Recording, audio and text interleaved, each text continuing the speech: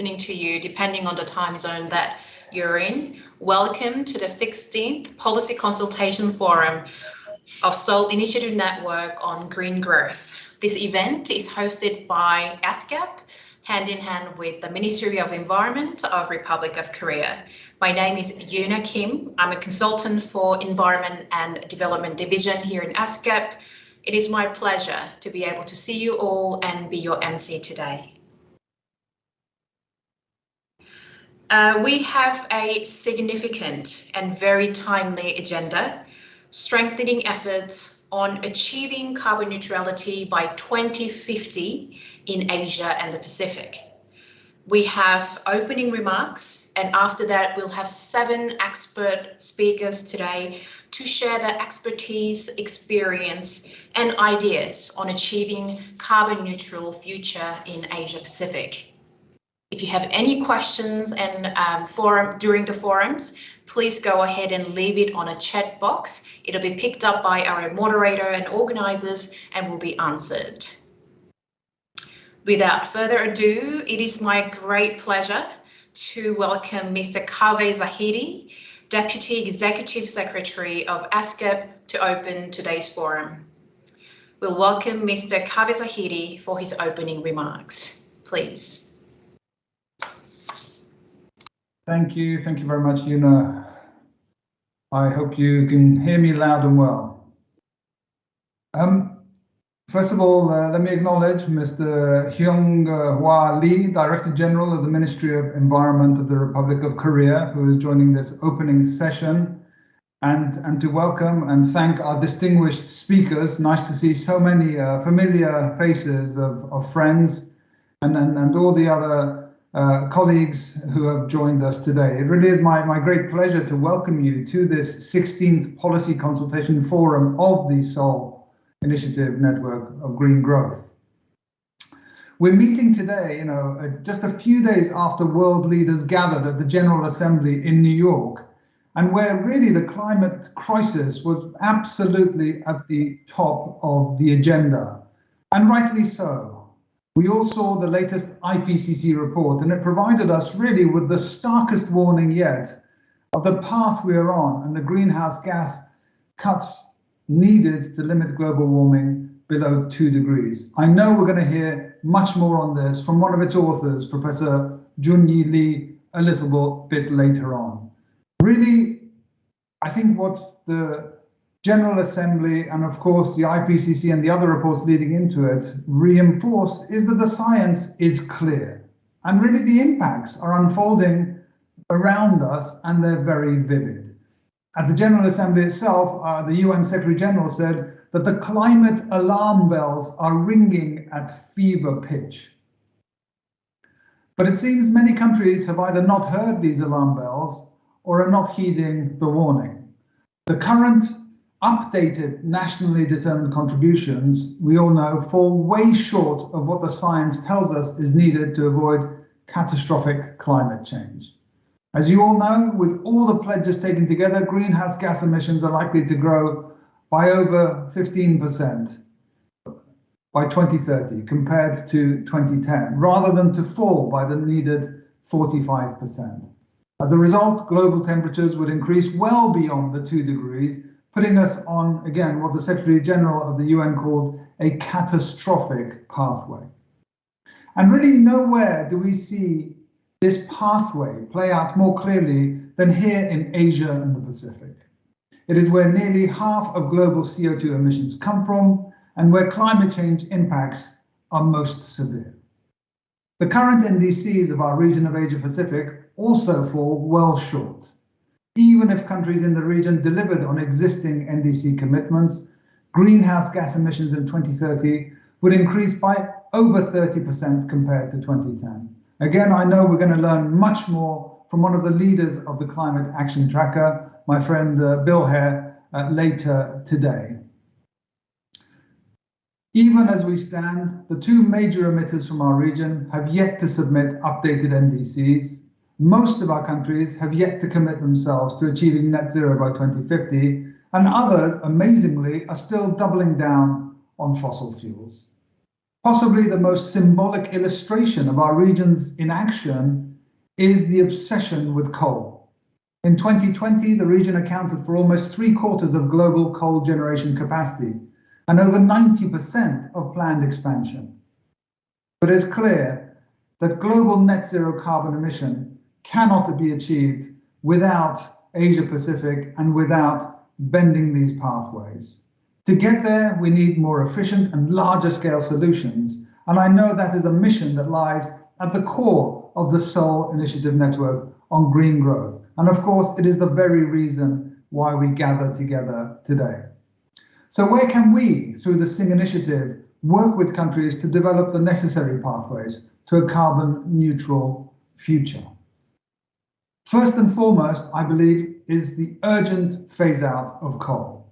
That means directing investments towards solutions of the future, like renewable energy, like green hydrogen. It means helping countries who are heavily reliant on coal, like Bangladesh, Indonesia, Vietnam, to develop pathways for a just transition. It means minimizing the risks of stranded assets in coal plants, many of which will cease to earn a return before the end of their economic life. And it means looking beyond the current high price of coal and energy shortages in parts of our region towards a low carbon transition. Can we together help countries to put in place long-term low emission strategies that eliminate new coal investments and phase out all use of coal by 2040? Can we help to develop this much needed exit strategy for our region? That is surely one of the priorities of our initiative. Second is to support countries really to recast NDC commitments to achieve higher ambition by 2025, accelerating implementation and living up to commitments to decarbonize economies and achieve carbon neutrality by 2050 with clear interim milestones. Can our network build the knowledge base and confidence needed for NDC ambition to be scaled up and aligned with Paris Agreement aspirations? I certainly hope so. Maybe the third area is helping put a price on carbon. The development of carbon markets, carbon taxes, and other fiscal means will be vital for ambitious transition away from high emission development. Decarbonization may also become a competitive necessity as carbon intensive products become less welcome. New mechanisms such as carbon border taxes introduced in Europe and elsewhere are going to put a price tag on carbon pollution that makes the internalization of emissions almost inevitable in a world of global supply chains. So can we collectively help governments to develop targeted carbon pricing policies and begin to mitigate? A fourth area, and the last one that I'd like to share with you, is about unleashing the power of finance, realigned to deliver on countries' climate commitments and aspirations. We have many examples in our region, and one example is the expanding market for green bonds. The sovereign green Islamic bond in Indonesia, which raised about 1.25 billion in 2018, was probably the first sovereign bond exclusively addressing the climate crisis. There's room for much more. Another mechanism is, of course, debt for climate swaps and the debt for climate facilities such as that in the Pacific, which allows for grants to flow into community level disaster risk reduction projects. These are just a few of the kinds of solutions needed to begin to align finance and investment, both public and private, with our climate and indeed SDG aspirations. Is there a role for us as the SINGG network? Distinguished participants, dear colleagues, dear friends, the challenges for a carbon neutral future in Asia Pacific are manifold, but I think political momentum seems to be shifting and may shift fast. At the opening of the SDG moment just 2 weeks ago, President Moon Jae-in affirmed the commitment to a Green New Deal ODA, investments that flow into green recovery and carbon neutrality, a magnificent sign for our region. The government of Japan has announced its plans to reduce greenhouse gas emissions by half in 2030, and the Republic of Korea pledges to achieve carbon neutrality by 2050. The government of China has also pledged to hit peak emissions before 2030 and decarbonize before 2060.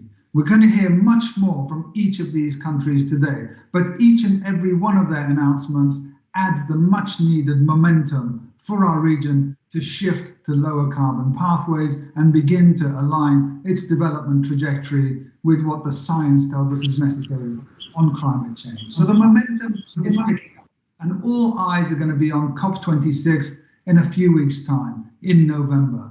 But really, irrespective of the outcomes of COP, our success on climate change may actually lie in partnerships and in processes much closer to home. And this is where the Seoul Initiative Network on Green Growth can really help to be a catalyst for action and for change. I really look forward to hearing your ideas and to forging new partnerships with your entities that can help put Asia Pacific on a true sustainable green development pathway. Thank you so much. Thank you, Mr. Kabe-Zahiti, for highlighting the commitments that ESCAP and the whole region has towards decarbonization, and especially in the region. Now we will invite Mr. Byung-Hwa Lee, Director General of Climate Change Policy Bureau of Ministry of Environment of Republic of Korea, also a very important contributor for Seoul Initiative Network project. Mr. Lee will deliver a pre-recorded video message. 존경하는 카베어자이디 유엔 아태 경제사회위원회 사무처장님, 한국환경공단의 장준영 이사장님, 그리고 아태 지역 각 국가 여러분, 전 세계가 코로나 팬데믹으로 어려운 가운데 작년에 이어서 올해에도 제16차 서울 이니셔티브 정책 포럼을 온라인 화상회의로 개최하게 되었습니다. 포럼에 참석하신 여러분을 진심으로 환영합니다. 우선 오늘 본 행사를 성공적으로 준비하기 위해 애쓰신 유엔 아태 경제사회위원회 사무국과 한국환경공단의 SI 사무국 여러분 외에 관계자분께 감사의 뜻을 전합니다. 2005년 서울에서 개최된 유엔 환경과 개발 장관 회의에서 녹색 성장에 관한 서울 이니셔티브를 채택한 지도 어느덧 올해로 16년째가 되었습니다. 특히 올해에는 환경부와 유엔 에스캅 간의 서울 이니셔티브 제4단계 사업 이행 협정을 체결한 바 있으며 앞으로도 한국은 아태 지역의 지속 가능한 발전을 위한 지원을 아끼지 않을 것입니다. 대표단 여러분, 아태 지역은 전 지구적 온실가스 배출량의 많은 부분을 차지하는 기후위기 취약지역인 동시에 기후 문제 해결을 선도해 나가야 할 주체입니다. 따라서 이번 포럼의 주제 또한 2050 탄소 중립 달성을 위한 아태 지역의 노력으로 정하였습니다. 대한민국 환경부도 이러한 노력의 일환으로 지난해 2050 탄소 중립을 선언한 데 이어 지난달에는 세계에서 14번째로 탄소 중립법을 제정하였습니다. 이에는 2050 탄소 중립 비전을 법제화하고 2030년 온실가스 감축 목표의 하한선을 35%로 상향하는 등의 내용을 담고 있습니다. 대표단 여러분, 이번 정책 포럼에서 이루어질 논의가 아태 지역 회원국의 역량 향상에 큰 도움이 되길 기대하며 성공적인 코로나 위기 극복을 위해 한국도 적극 지원하겠습니다. 다시 한번 포럼에 참석해 주신 여러분께 진심으로 감사드립니다. 네, 감사합니다. Thank you, Mr. Lee, and thanks again to the Ministry of Environment of Republic of Korea for continuing support for SINGG project. After these two opening remarks, I would like to invite Ms. Katinka Weinberger, our Chief of the Environment and Development Division here at ESCAP, as a moderator today to take the floor. Please.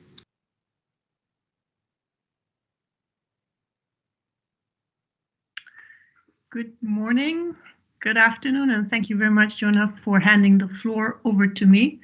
It is indeed a great pleasure to be together with you today, joining the 16th SINGG Policy Forum, which, as was already pointed out in the opening speeches, is a very timely event indeed just before the COP. For our session today, we have two different modules. focusing on where our region stands in respect to climate change, and also on what could be done to achieve a carbon neutral society, focusing on specific examples. And we have some excellent speakers lined up to share insights with you. Just quickly, in terms of housekeeping, I think it was already said earlier that we will invite all participants to share comments and questions in the chat box, and I will then give opportunity to our speakers at the end of their presentation to respond to them. So as I had said, the first session focuses on the current state of carbon emissions and the efficacy of environmental policies in place to achieve carbon neutrality in the Asia-Pacific region. Released just last month, the Working Group 1 report of the IPCC 6 assessment report had stressed the need for imminent and profound reactions in CO2 emissions. And I'm therefore really honored to give the floor to a participating author of the AR6 report, Professor Joon-Ji Lee. Professor Lee is an associate professor at Busan University in Korea and an associate program leader at the IBS Center for Climate Physics in South Korea. She has contributed to the IPCC 6 assessment report as a coordinating lead author of the Working Group 1 report and is also a core writing team member of the synthesis report. Professor Lee, the floor is yours, please. Thank you, Chair, for a nice introduction. Can you hear me? Yes? Good morning, yes. Good morning, good afternoon, and good evening. I'm pleased to deliver important messages in the latest UN climate report, which is the Working Group 1 contribution to the IPCC 6 assessment report. For short, AI6 Working Group 1. I'm Joon-Ji Lee at Busan National University. The AI6 Working Group 1 report provides the most up-to-date physical understanding of the climate system and climate change, bringing together the latest advances in climate science and combining multiple lines of evidence from paleoclimate observations, process understanding, and global and regional climate simulation. Next, please.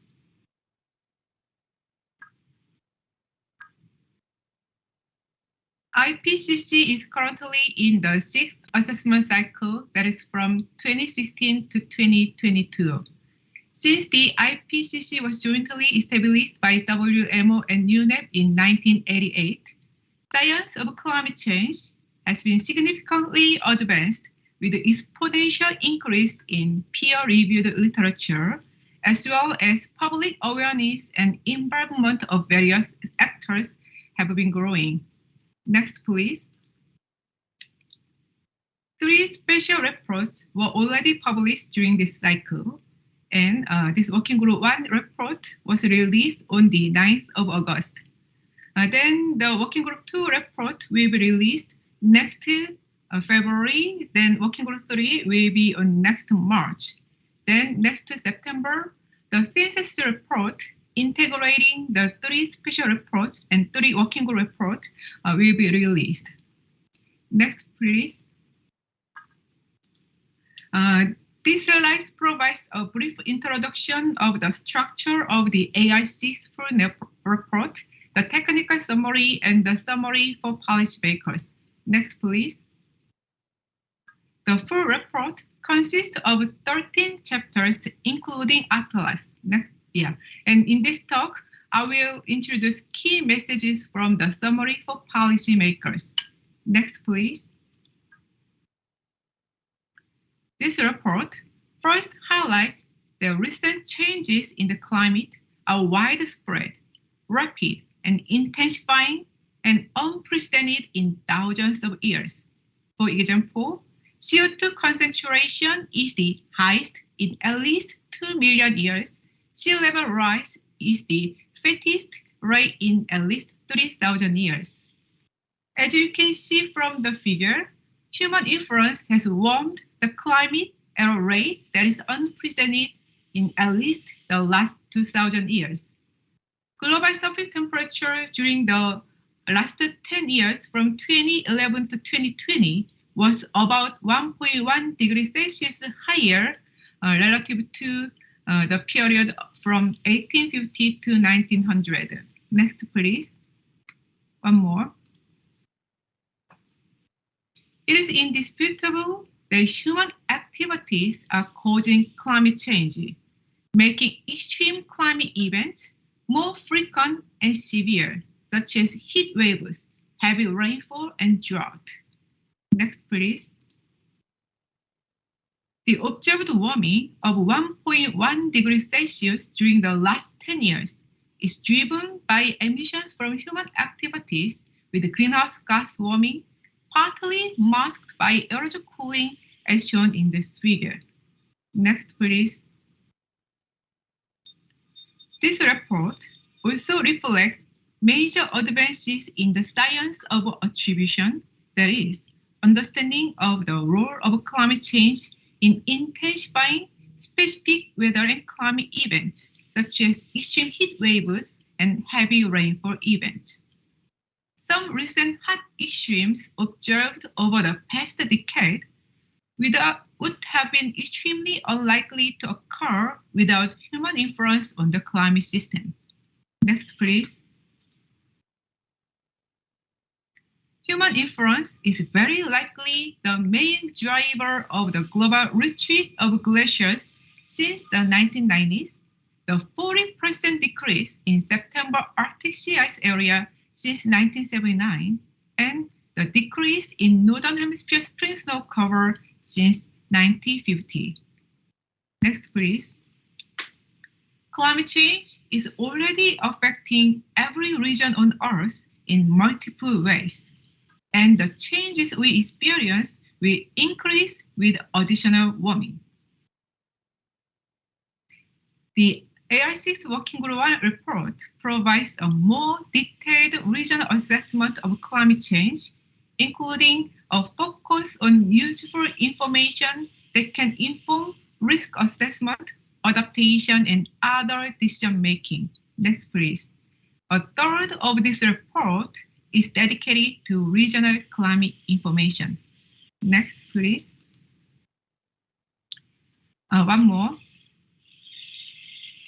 This report also provides a new framework that helps translate physical changes in the climate into what they mean for society and ecosystems. The new framework is based on 35 climatic impact drivers, including heat, cold, rain, drought, snow, coastal flooding, and many others. Climatic impact drivers could go over thresholds known to lead to severe consequences for people, agriculture, and wildlife. Next, please. This regional information can be explored in detail in the newly developed interactive atlas, as well as regional fact sheets, the technical summary, and the underlying report.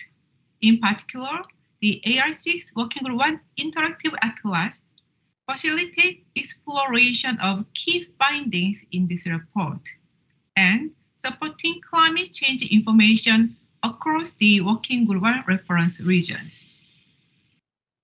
Next, please. This report further highlights that unless there are immediate, rapid, and large-scale reductions in greenhouse gas emissions, limiting warming to close to 1.5 degrees Celsius or even 2 degrees Celsius will be beyond reach. This report assesses the climate response to 5 illustrative scenarios that cover the range of possible future development of anthropogenic drivers of climate change with very high, intermediate, low, and very low greenhouse gas emission. For scenarios with very low and low greenhouse gas emissions, CO2 emission declines to net zero around after 2050, followed by varying levels of net negative CO2 emissions. Next, please. One of the key results in this report global surface temperature averaged over the next 20 years is expected to reach or exceed 1.5 degrees Celsius warming. In addition, global surface temperature in any single year can vary above or below the long-term human-induced trend due to substantial natural climate variability. Global warming of 2 degrees Celsius would be exceeded during the midterm from 2041 to 2060 under the intermediate, high, and very high scenarios considered in this report. Next, please. One more. Many characteristics of climate change directly depend on the level of global warming, but what people experience is often very different to the global average. For example, warming over land is larger than global average or ocean, and is more than twice as high in the Arctic. Next, please.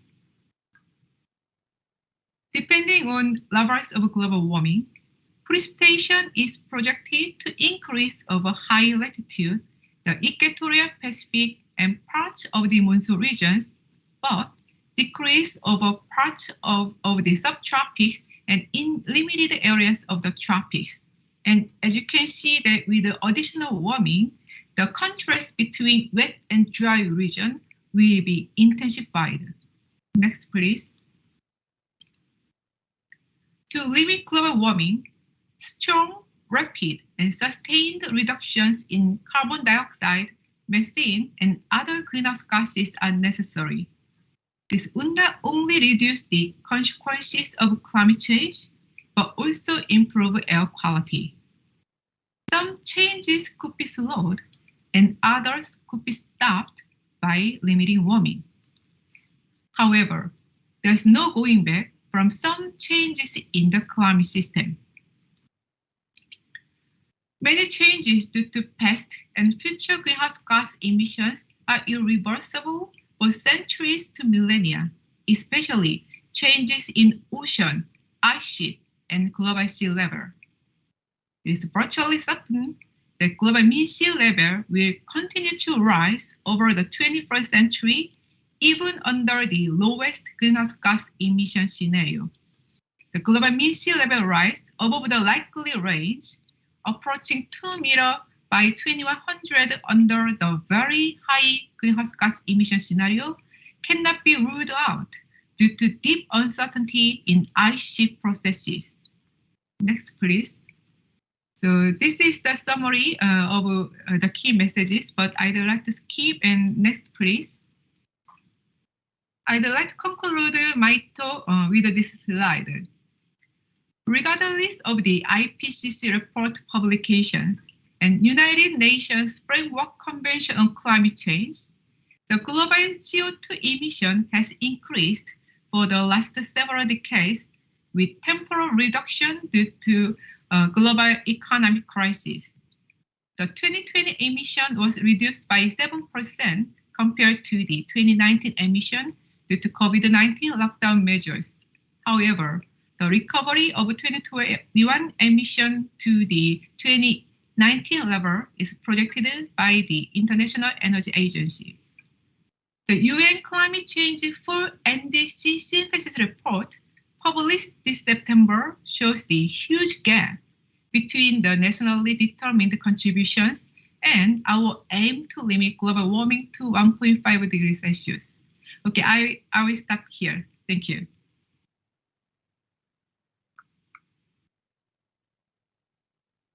Thank you very much, Professor Lee, for this excellent presentation and for reinforcing the warning messages of the IPCC and showing us that really concerted action to curb carbon emissions in Asia and the Pacific is required more than ever. I would like to encourage our participants now to share any questions in the chat.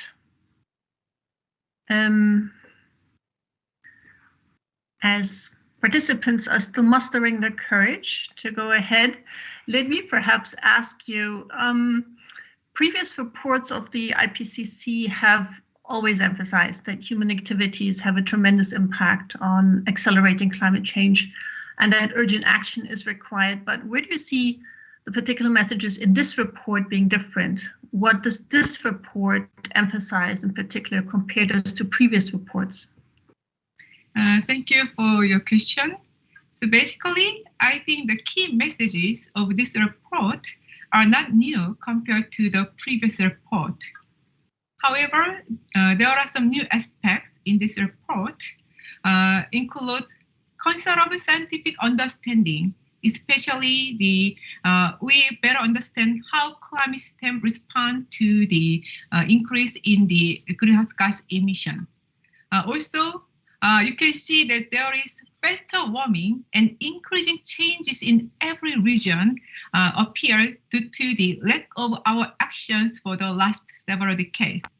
And then this report clearly shows that for the next 20 years, the global warming will reach 1.5 degrees Celsius. I think this will be really important message, and we show that there is a huge gap between our current action and our long-term goal. So I think this this should be highlighted. Thank you.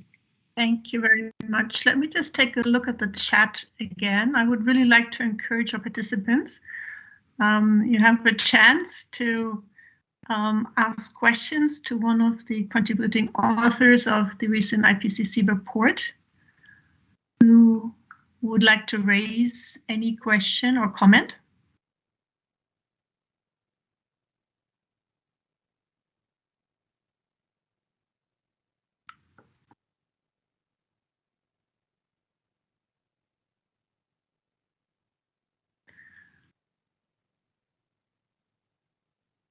Okay, I think we may encourage participants to continue submitting their questions and comments, and we can also get back to you at a later stage. So thank you very much again on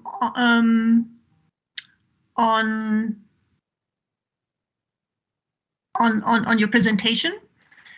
And I think we will now move to our second speaker, Dr. Bill Hare, a founder, CEO, and senior scientist at Climate Analytics. He's also part of a leading team for Carbon Action Tracker and is recognized as one of the most credible sources of information on national and global action on climate change. Bill Hare was also lead author for the Intergovernmental Panel on Climate Change of the fourth assessment report, and will deliver a presentation on where does Asia stand in the race to net zero emissions. Dr. Hare, the floor is yours, please.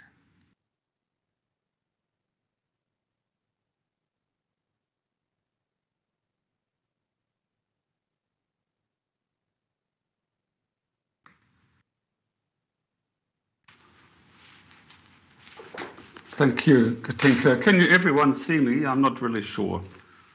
We can see and hear you. Great. Okay, and the presentation is being shown from your side, I presume?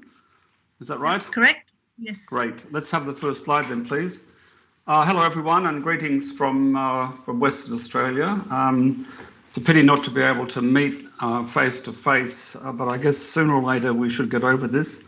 Wanted to thank Professor Lee for her very clear presentation of a very large and important report, and it was a great clear exposition. What I'd like to do is just step through a number of issues that relate to Asia, and in particular the net zero issue and progress towards that by Asian countries, and look at some of the issues involved with accelerating the zero carbon transition. Next slide, please. I'm going to cover about 3 issues, as I mentioned, and hopefully there'll be questions later. The next slide, please, really relates to the whole issue of whether we are on track. Clearly we're not. The next slide shows that many countries have yet to strengthen their NDCs. And we still have quite a few G20 countries that have not brought forward an enhanced NDC, including Australia, Indonesia, Turkey, and some others. So far, of the countries that the Climate Action Tracker assesses, no Asian countries are yet 1.5 degree compatible, but some have put forward net zero targets. So I'm going to step through how the Climate Action Tracker looks at these in a minute. Japan and South Korea have net zero in law. Bhutan actually happens to already be net zero, and others have made announcements. China is of course famous, but also Laos and Nepal. The next slide, I think, would show you where we're standing just ahead of Glasgow with where is climate action, climate commitments leading us. As has been shown by Dr. Lee, the goal of getting to limiting warming to 1.5 degrees is really important. But unfortunately, what we have seen is progress stalling since the Biden summit in April. So right now we calculate that current policies are pushing us towards around 2.9 degrees warming globally. The pledges and targets, the NDCs on the table, towards 2.4 degrees. If you take an optimistic look at this, including countries' net zero goals, perhaps this, if fully implemented, will get us down towards 2 degrees. Some progress, but still a long way to go. We had a look recently and published a report on what would happen in the G20 context if all G20 countries set targets in line with 1.5 degrees, including both for 2030 and 2050. The next slide, please, for net zero in 2050. And we came up with this analysis, which was published last week, where we show that current commitments of G20 countries push the world towards 2.4 degrees, not that different from the global average I showed you. But what's interesting is the announced commitments here, the yellow curve, which includes all of the net zero promises put forward by countries so far, some of which don't have equal weight in law or policy. But if fully implemented, the G20 would contribute to lowering warming to 2.1 degrees compared to where we're headed at present. So the G20 as a whole plays a very important role. If there was really enhanced G20 ambition, remember the G20 summit's coming up at the end of this month in October, next month in October, then we get a long way towards the 1.5 degree goal, 1.7 degrees in fact. So the next slide, please. So let's look at the progress towards net zero by Asian countries, and this slide shows a perspective that the Climate Action Tracker has developed for looking at the quality of net zero targets. So I'm not going to be able to step through the 10 criteria that we've developed. It's on the Climate Action Tracker website. But I just wanted to emphasize here that this is our first look at how to assess, measure, and rank what countries are putting forward. And we at the Climate Action Tracker would welcome feedback from you know, in relation to this effort. So please feel free to send strong and constructive feedback to us on whether this makes sense in the Asian region. The next slide, please, is going to show a few examples where we have looked at 3 Asian countries with net zero targets, assessed them, Japan, South Korea and China, against the 10 net zero target design elements, which of course include the target year, the emissions coverage, what's included, what's not included, the architecture, the legal status of the net zero commitment. At this stage, we've given relatively poor ratings because of a number of gaps in the published targets of particularly Japan and South Korea. Now, this might appear negative, but I think we're all on a kind of learning curve here. So countries are working out how to do net zero goals just as much as analysts are working out how to assess them. So I would want you to take this as a provisional look at this, and also an opportunity to feed back on the way in which the analytical community, including the Climate Action Tracker, looks at this. For China, there is at present incomplete information to assess the the Chinese target. There's good emissions coverage, but many other factors are really not at all clear. So we're waiting for, as I guess many of you are, for clarity on this. Now, if we look at the next slide, please, we need to understand that we will need action in this decade, that is to get on a pathway towards net zero to make this possible. If emissions are too high in 2030, then at the end of this decade, by 2030, it will be not really possible to get to net zero by 2050 or even a decade later. So next slide, please, looking at this specific assessment we've begun to make for the emission reductions put forward by countries in their NDCs. And this is an assessment we did in May. We recently updated that, and as I've said, there's been very little progress, so actually we couldn't even change this figure, unfortunately. But it does show that the new NDC targets, the proposed Chinese NDC update, do make a significant difference to closing the 2030 emissions gap. The 2030 emissions gap being the gap between where current policies and commitments are taking us globally in terms of emissions in 2030 versus where they would need to be on a Paris Agreement 1.5 degree compatible pathway. So quite a significant contribution there. Of course, more is needed, but I don't think we should overlook the fact that this has been significant. Next slide, please. The G20 countries in the Asia Pacific make up a large share of the 2030 emissions gap. This figure is from our recent report, which we published along with our colleagues at the World Resources Institute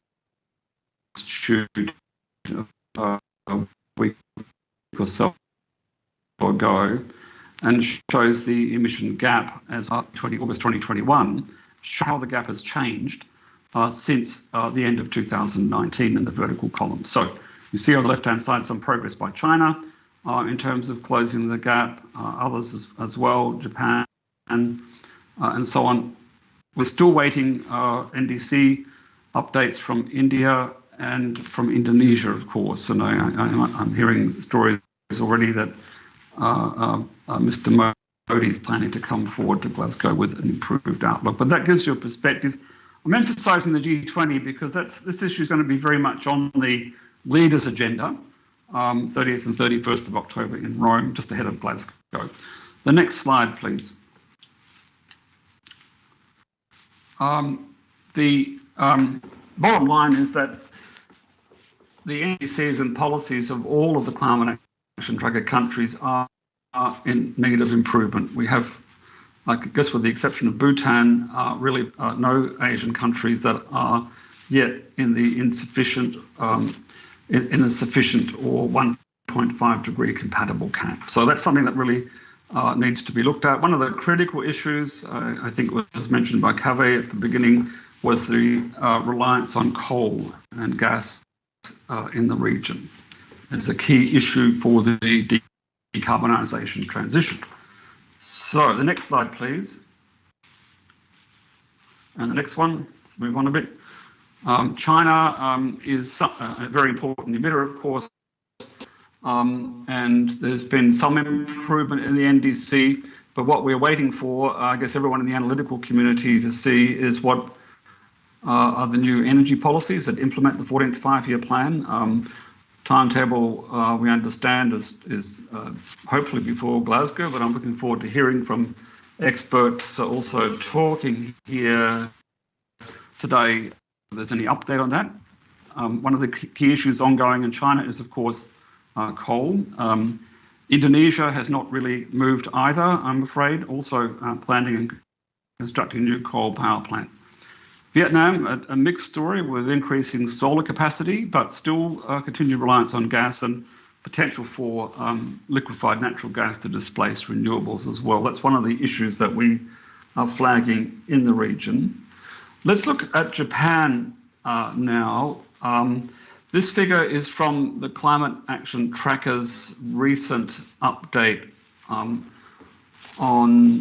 Japan. We update and analyse about 37 or 38 countries now, and have done Japan since the Climate Action Tracker began in 2009.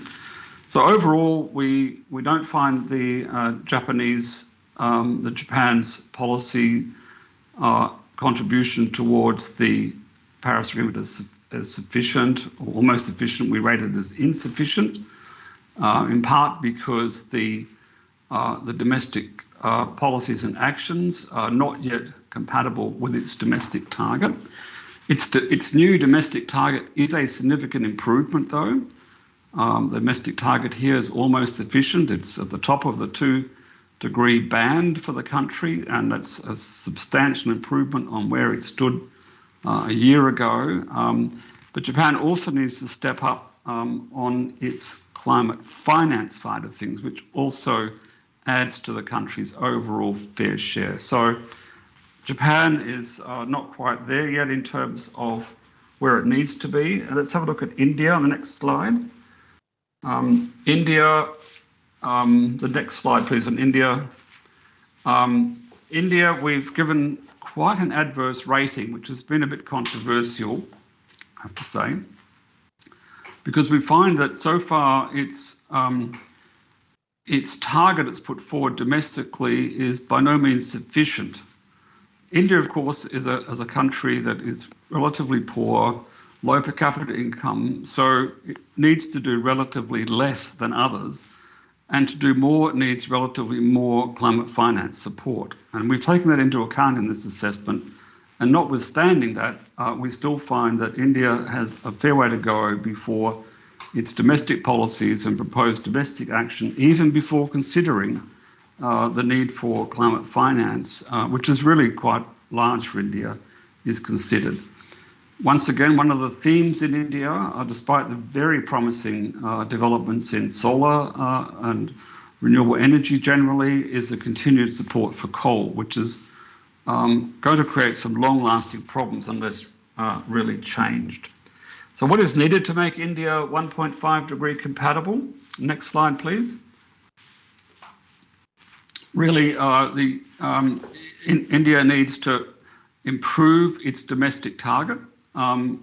It needs to send a stronger signal that it's open to receiving climate finance to reduce new coal capacity and accelerate renewable energy rollout and shift subsidies away from fossil fuels and other activities.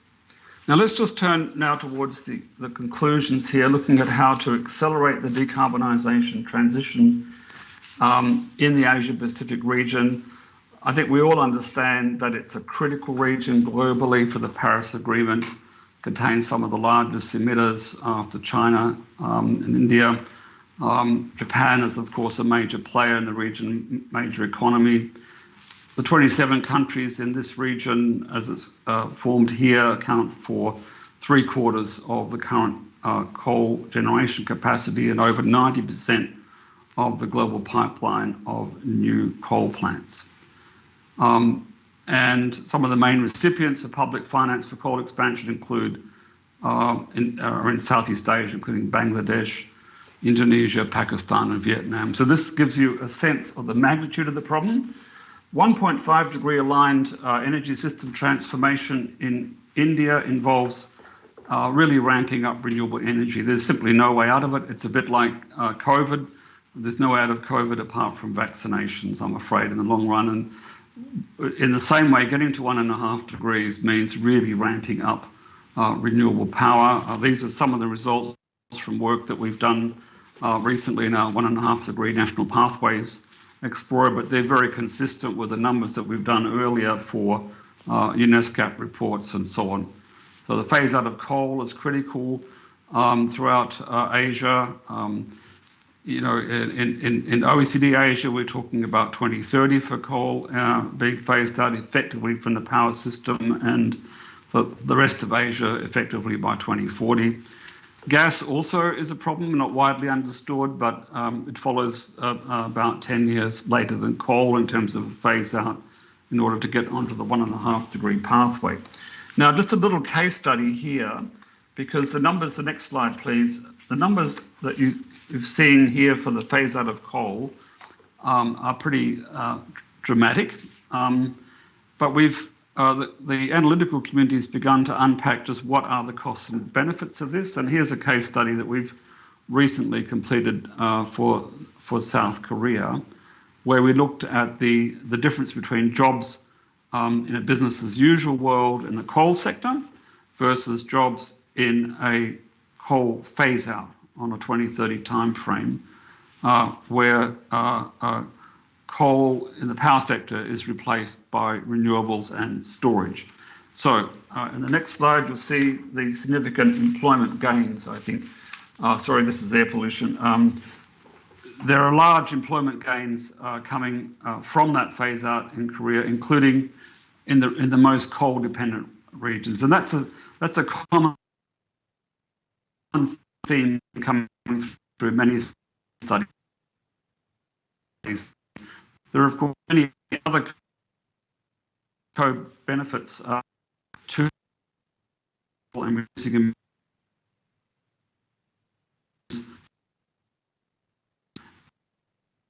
this figure for deaths can be a benefit of the phase out of coal quickly and consistent with the Paris Agreement. Now, just finally, almost on the road to net zero, the next slide, where there's a bunch of issues which I think are worth discussing. To achieve the phase out of fossil fuel in the region, adopting best practice policies, in particular carbon pricing, renewable energy support, encouraging a shift in investment away from carbon intensive energy systems to greener systems with a lower environmental footprint is important. Strengthen the NDC targets because that helps to drive policies, motivate private sector investment, as well as public sector organisations. And beyond 2030, looked at adopting legally robust and environmentally strong net zero targets in line with the Paris Agreement.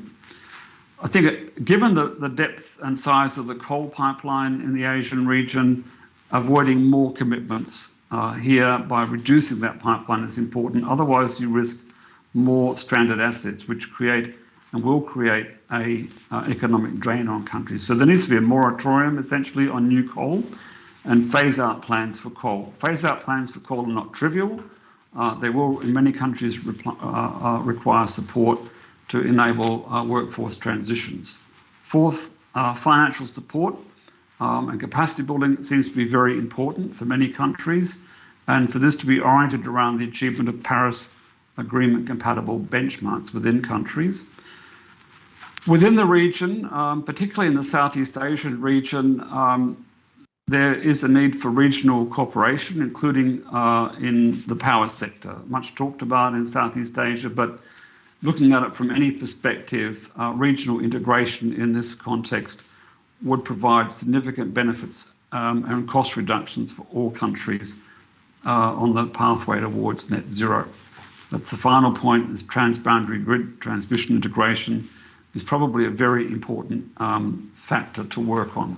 So I'd like to leave it there, please, and thanks for your attention, and hand back to Katinka.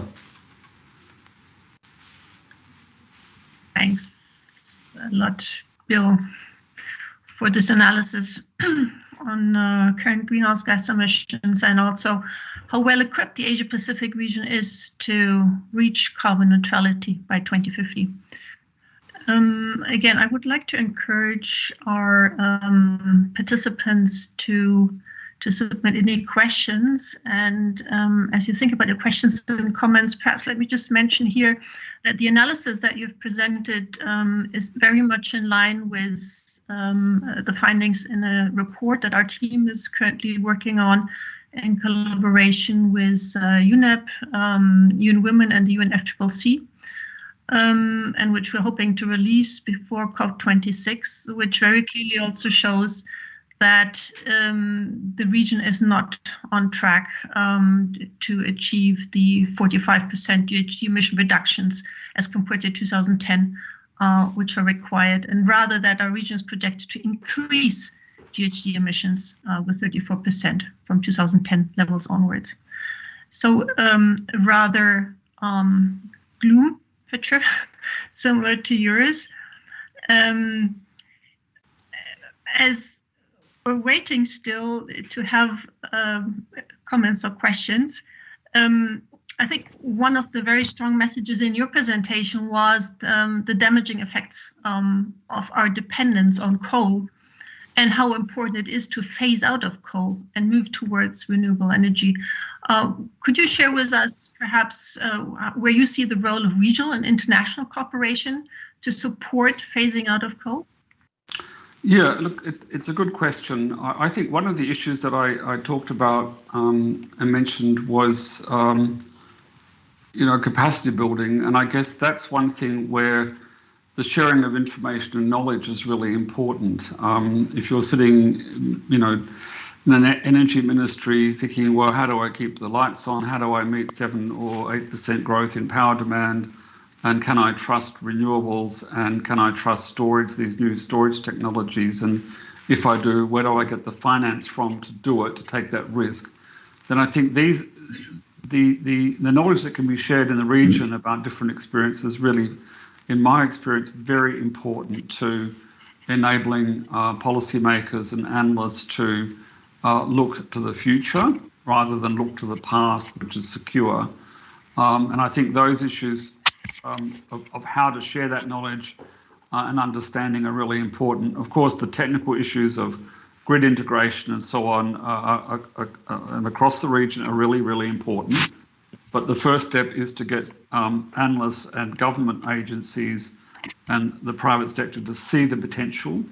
Now, I see the message is a bit depressing. You've talked yourself about the work you're doing. The message we've got here is not good either. But I think one thing we shouldn't overlook is that we also are in a position that is unprecedented.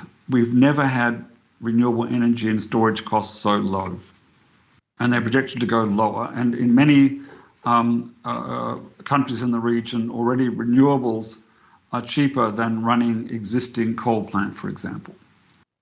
That doesn't mean that governments will rush in and do it, but it tells you that there is a significant economic incentive to move. And that's something that we have never seen before in the last 20 years. Really, this is new.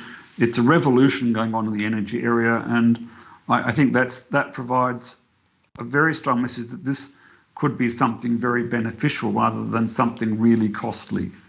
So if you talked 10 years ago, you would have been talking about how do we reduce the cost? How do we help countries overcome the costs of making this transition? Now it's about how do we deal with the transition issues? What about workforce, retraining and regional adjustment? So it's a different equation, still very important, but the big picture is it can be done economically now quickly. Thank you. And there's a follow-up question from Kaveh on how should we nuance coal phase out from major producers versus major users? Whether there's any country phased out coal, whether any country has phased out coal successfully in other regions. Yeah, look, I think that there's two kinds of issues involved in Kaveh's question. One is for coal exporters such as Indonesia. Another one is and relates to those with a significant domestic coal production and hence workforce and infrastructure. And there are indeed, for the latter, there are indeed successful examples of countries either phasing out coal or on a pathway to phase out coal. So Spain, had a very coal-intensive region, and the Minister for Ecological Transition in Spain worked out a plan to enable the workforce to transition away from coal and for the region to transition towards cleaner technologies. That it wasn't cost-free. We're talking in euro terms, 250 million euros for that package. But you would have thought it would be a major political problem. But in the end, in that region in Spain, the government increased its vote. Germany is going through the process now of a coal phase-out. It'll probably happen earlier than the plan 2038 because of the larger European context. But here also the coal-dependent regions are being supported to make that transition. So there are successful models and approaches for the so-called just transition. For coal exporting countries like Indonesia, particularly poor ones, I think this is a bigger challenge. And the question is really for us as a community and for government is how to enable a country like Indonesia to transition without major economic dislocation. The reference case, of course, is dislocation will happen as countries meet the Paris Agreement, reduce their dependence on coal. So coal exporters are going to suffer anyway. And there needs to be consideration of that. So I think that points to a big gap in our system now, that we need to think about how do we enable coal exporters, particularly poor ones, to transition away from that material to something more beneficial. Thank you. And I see one hand raised, Zhang Zhang. I hope I pronounced it correctly. Yes, Please go ahead. Hello, Bill. It's nice to see you here. And nice to see you. We used to see more often when you are Greenpeace. I was the faculty University Groningen in Holland, and I enjoy your talk. A very brief comment, and because now we talk about Asia Pacific, you mentioned that in this region, there's no country, their commitment or its pledge, which is consistent with 1.5 degree pathways. But my point, the question is there any meaningful country, meaningful in terms of emission, which have a commitment or pledge consistent with 1.5 pathways? Any country in the world meaningful in terms of emission, their commitment pledge are consistent with 1.5 pathways? Thank you. It's a good question. There are some countries that are 1.5 degree compatible. I think we have the Gambia, and for its domestic pathway, the United Kingdom, its recent announcements there put it into a 1.5 degree pathway. There are some other countries that are in the almost sufficient, the 2 degree compatible pathway. They include Germany, actually, the European Union as a whole, and several other countries. So that's for their domestic pathway. I should emphasize those countries are not Paris compatible because they haven't put up enough climate finance. If you look at the Climate Action Tracker, we try and balance that. In the Asian region, we have, I think Japan is in the domestic commitment is at the top of the 2 degree pathway. Countries like China are still some way from being in the 2 degree pathway that we identify for China. I'm interested in feedback on that, Chang, as well, whether you think that's an interesting analysis or whether it's BS, as we say down here. Very interested in feedback on our analysis there. But as a pattern, very few Asian countries, I think with the exception of Bhutan, are actually getting into this even a 2 degree pathway versus 1.5. So I think there's a lot of issues there to really talk about. And as I mentioned, coal is one of the critical issues to deal with, actually. Thank you, Bill. I see that there are a couple of comments in the chat, which I would like to ask you and Professor Lee perhaps to respond to in writing, because we should be moving on with our program. We're already a little bit behind in time. So thank you very much to both of you. I think you have really set the scene very nicely. In that more action is required. And I think that's what our second session is going to focus on, where we have 4 speakers which will be sharing experiences from countries and also from the EU on how to reach a carbon neutral future by mid-century. So without much further ado, I would now like to welcome Professor SINGG Yu from Sukmyung Women's University, South Korea, who will introduce the actions undertaken in the Republic of Korea to achieve carbon neutrality. Yeah? Professor Yu is the Vice President of the Korea Climate Change Association and worked as a Chief for National Center for Greenhouse Gas Information Center, and is also a Senior Research Fellow of the Korea Energy Economics Institute. Professor Yu, could you please take the floor? Yes, thank you.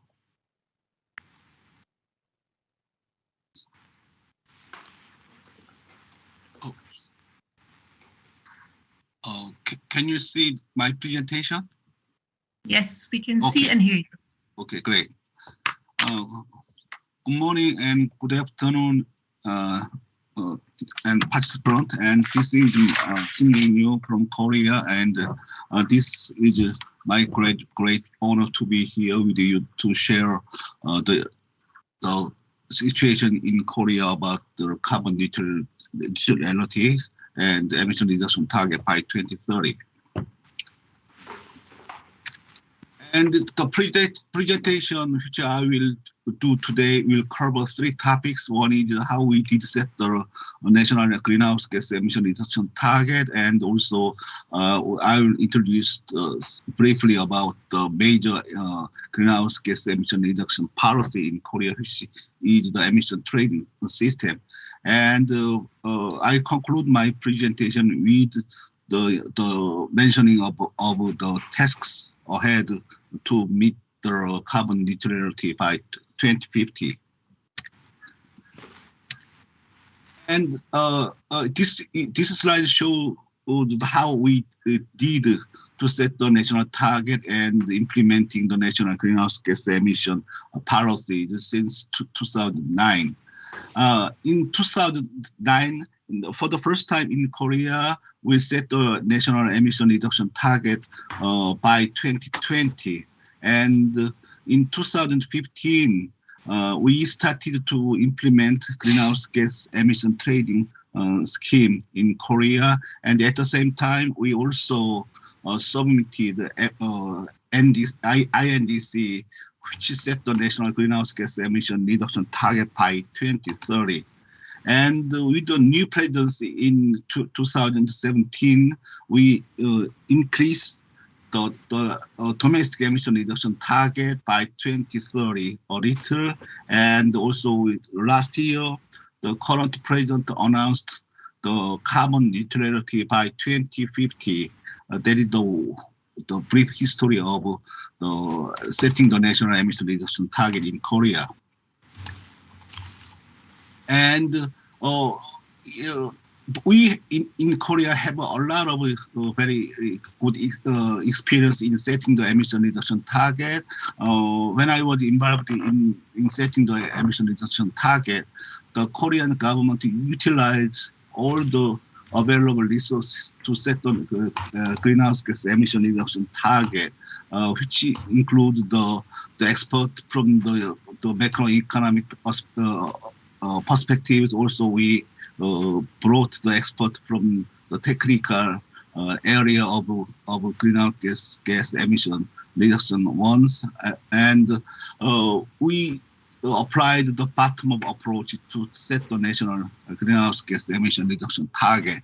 And once we developed some scenarios of the emission reduction target by 2020, we also take the course of the external review, and we brought some very excellent expert from outside of the community, and we asked them to review very intensively the quality and the validity of the emission reduction target by 2030. And after that, we set the emission reduction target. And this slide shows what kind of the policy and the technical measures we considered in setting the emission reduction target. When we first set the emission reduction target by 2020, we employed more than 2,000 emission reduction policy or measures or technology, and we align those emission reduction measures by the volume of the emission reduction potentials and the corresponding costs. And based on the the carbon cost or based on the emission reduction cost, we developed several scenarios to set the national target. So because we already did this kind of very intensive exercise, we were able to set the national target in 2009 and also in 2015 and also for the 2017. And I just heard the bill did some work on the evaluation of the Korean emission reduction target for 2030 and 2015. But last year, when we submit the NDC, we already mentioned that we will revise the emission reduction target by 2030 by the end of this year. So we are currently working on developing that kind of the of scenarios. So. And this one showed the current emission reduction target by 2030, which was set in 2018. So currently, the emission reduction target by 2030 is 24.4% below the emission in 2017. But last year's month, which is the end of the August, the Korean National Assembly passed a new law, which we call the Carbon Neutrality and Green Growth law, which asked the government to set the emission reduction target more than 35% from below or from the emission level in 2018. So if I convert the current target, which is about 20%, below the emission level in 2018. So there will be very significant increase in the emission reduction target by 2030 once it announced. So we also have not only we also have the emission reduction target for 2030. We also have the emission reduction target year by year or the period by period until 2030, as the slide shows. And when we announced the emission reduction target for the 2020, we also introduced the policy measures, which was the emission trading system or emission trading scheme, which was implemented in 2015. But before we introduced the emission trading scheme in 2015, we implemented the target management scheme in 2012. The only big difference between emission reduction trading scheme and target management scheme is whether the regulatory entities are allowed to trade their permit.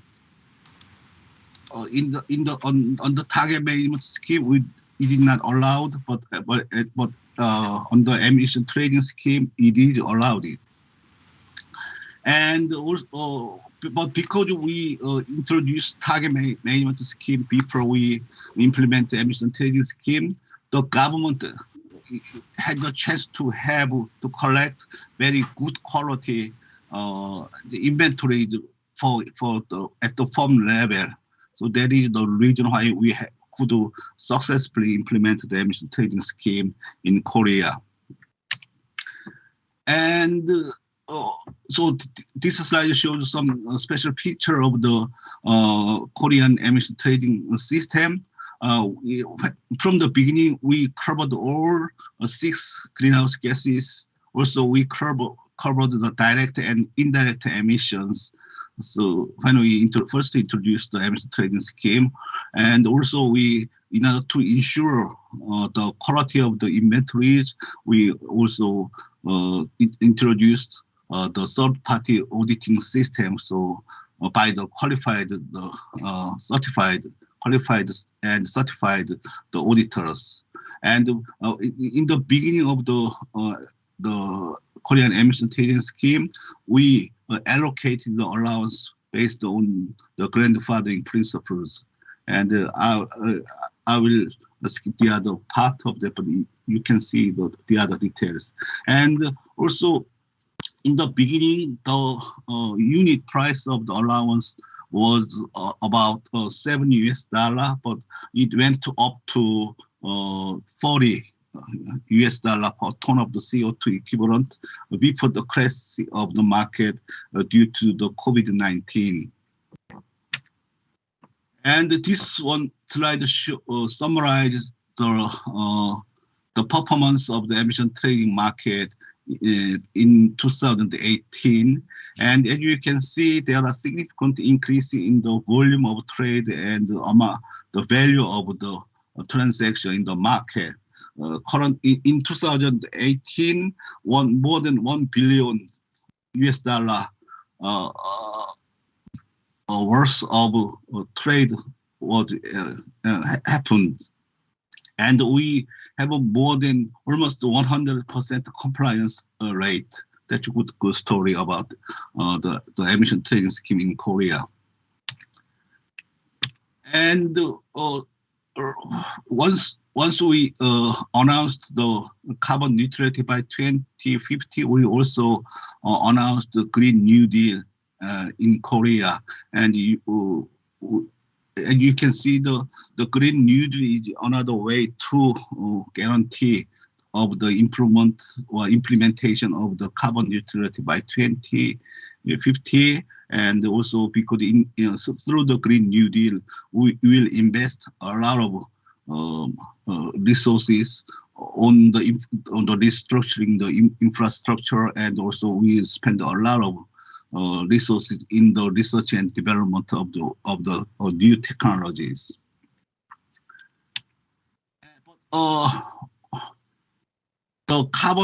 Achieving the carbon neutrality by 2050 is not an easy task. If you see this slide, the current target is 24.4% emission reduction from the emission in 2017. But to achieve that one, the annual reduction rate of greenhouse gas needed to be 2.1. But if we increase the emission reduction between 35% and 45%, which are currently discussed, we need to decrease emission, greenhouse gas emission more than 3 or 4%, between 3 and 4% annually. So that will be the huge task. But if we align the emission reduction target of 2030 to be linearly consistent with the target in 2050, we need to decrease the emission annually by 7%, more than 7%. That will be a huge task. And so, in order to be more specific and more clear, to have the clear picture of the emission reduction target by 2050, this year we'll announce very detailed scenario to achieve net zero by 2050, and as the middle point of the emission reduction target by 2050, we will set the new national emission reduction target for 2030. And as I mentioned, the Korean National Assembly already passed a new law to achieve the emission carbon neutrality by 2050. And one most important thing which you need to pursue right now is to have the carbon neutrality in power sectors. So in order to have that one, we need to encourage the switching from the fossil fuel to the renewables. And also at the same time, we need to reduce as much as possible for the use of the electricities. What I mean by that, we need to use electricity very efficiently. So, but currently we do not have the full pass-through of the carbon cost to the retail electricity prices. So, but from the next year, the government will introduce new way of determining the order of the power generation, which we call the environmental merit order dispatch. That also that it is introduced, the full pass through of the carbon cost could happen. Yeah. And also, to be consistent with the carbon neutrality by 2050, we need to apply more stringent emission cap, which will be the more stringent or reduced amount of the allowance allocated to the regulated ones. Then there will be significant increase in the allowance prices. Also, in Korea, we need to introduce the carbon tax or other ways of the carbon pricing for the non-ETS sectors, which are the transport sector and building sectors. And from the experience of what we have in Korea, I recommend some the innovation which need to be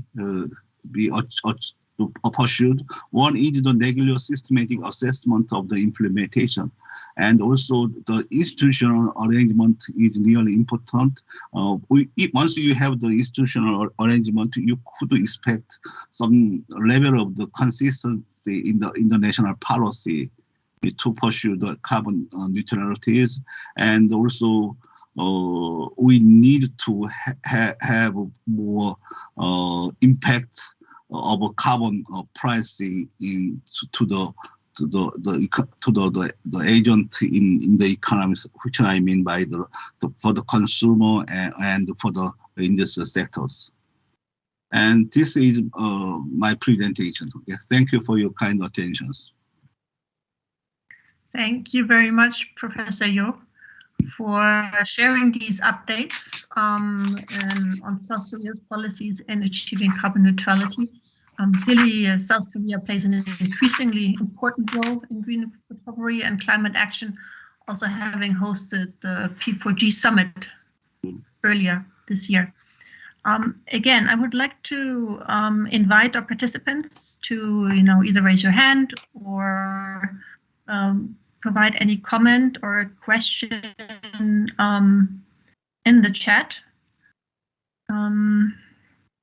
Again, as we wait, Professor, you had introduced the emissions trading scheme as a central policy tool for South Korea to achieve net zero by 2050. What would you recommend to other countries in the region who are interested in successfully implementing carbon pricing instruments such as ETS? Okay, I think the carbon the emission trading scheme is a good way of introducing carbon pricing, but to have the ETS implemented in each country, I think the first thing you need to do is to have a very high quality the inventory of the greenhouse gas emission at the firm levels. So that is very important. So, and another thing which you need to have is the consistency in the national policy. And what I mean by the consistency in national policy is the consistency in the national emission reduction target. So, to implement the ETS, you need to have not only the short emission reduction target, but you also need to have midterm or long-run emission reduction target, because the emission cap needs to be aligned with the national emission reduction target. So if you don't have the consistency or the clarity of the emission reduction target nationwide, you don't expect any consistency or any fixed number of the allowance which can be distributed to the regulated entities.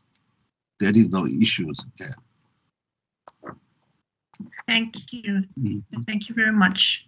I am yet to see a comment or a raised hand. If you do, please ask. If you do have a question, please put it into the chat now or raise your hand. If not, thank you very much, Professor Yu, and we will move on to our next speaker. Thank you. Okay.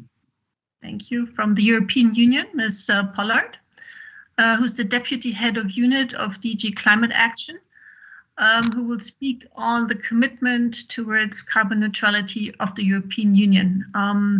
Ms. Pollard has had extensive experience in the European Commission since 2004 and played a leading role as a climate counselor of the EU delegation in international climate policy and in domestic actions. So you will speak on the work of the European Commission. The European Union had launched its Fit for 55 earlier this summer, a package to reduce carbon emissions by 55% by 2030. And clearly with this, Europe is one of the front runners in achieving carbon neutrality. We will be very much interested in hearing from you. Please, the floor is yours. Dear Katinka, thank you very much. And thank you to the speakers who've gone before. It's been very interesting to have the context and also the analysis and experience from Korea. It's also a great pleasure to be here with many old friends and to share the floor with Naomi, who's coming after, who we worked together in Beijing together, so it's nice to see each other again. So as you said, the European Union has greatly increased its ambition. With the new Commission that came in 2019, there was the proposal for the European Green Deal, which is a very broad package of measures to transform the EU's economy for a sustainable future. It has the target to make the EU climate neutral by 2050. But it's also an important package in terms of social measures to make sure that we have a just transition that leaves no one behind. And I think the questions on coal that came up earlier are very important also in our context. What's happened since the European Green Deal, there's been a lot happening, but one of the important elements is that for the first time, our target for 2050 is enshrined in European law. So we have a regulation, which is the European Climate Law, which was adopted by co-legislators, so by the Parliament and Member States, on the 30th of June 2021. That means that we must be at net zero greenhouse gas emissions by 2050.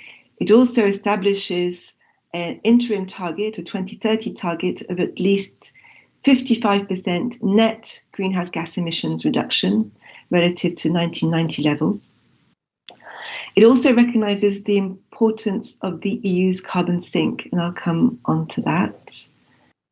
But maybe to say also that, as in Korea, this is the result of a long period of policy development, and we have the ETS in place since 2005. We have a package of legislation that has evolved, and it's also backed by more than a decade of modelling EU climate and energy policy together to develop a long-term strategy which was issued in 2018, the Climate Target Plan, which looked at 2030 and 2020, and which was the basis also for developing the very detailed package of measures on how we get to 2030, which was issued, as Katinka mentioned, this summer on the 14th of July. So in 2020, the team I work with now basically drafted and issued the Climate Target Plan. This is the plan which said what level of ambition should we have for 2030 to get us on the path to climate neutrality by 2050. And this is the pathways that you can see here. What you can see also is that what it does is we continue to decouple emissions from GDP. the blue line up here. What you can also see here in the graph is that you can see the contribution of the different sectors. And what's very important is that we're talking about a net target for 2030 and neutrality in 2050, which means that any remaining greenhouse gas emissions need to be balanced by removals. And so what you will see in what I will present is that the role of the land use sector, but also other removals, is very important as we move further forwards.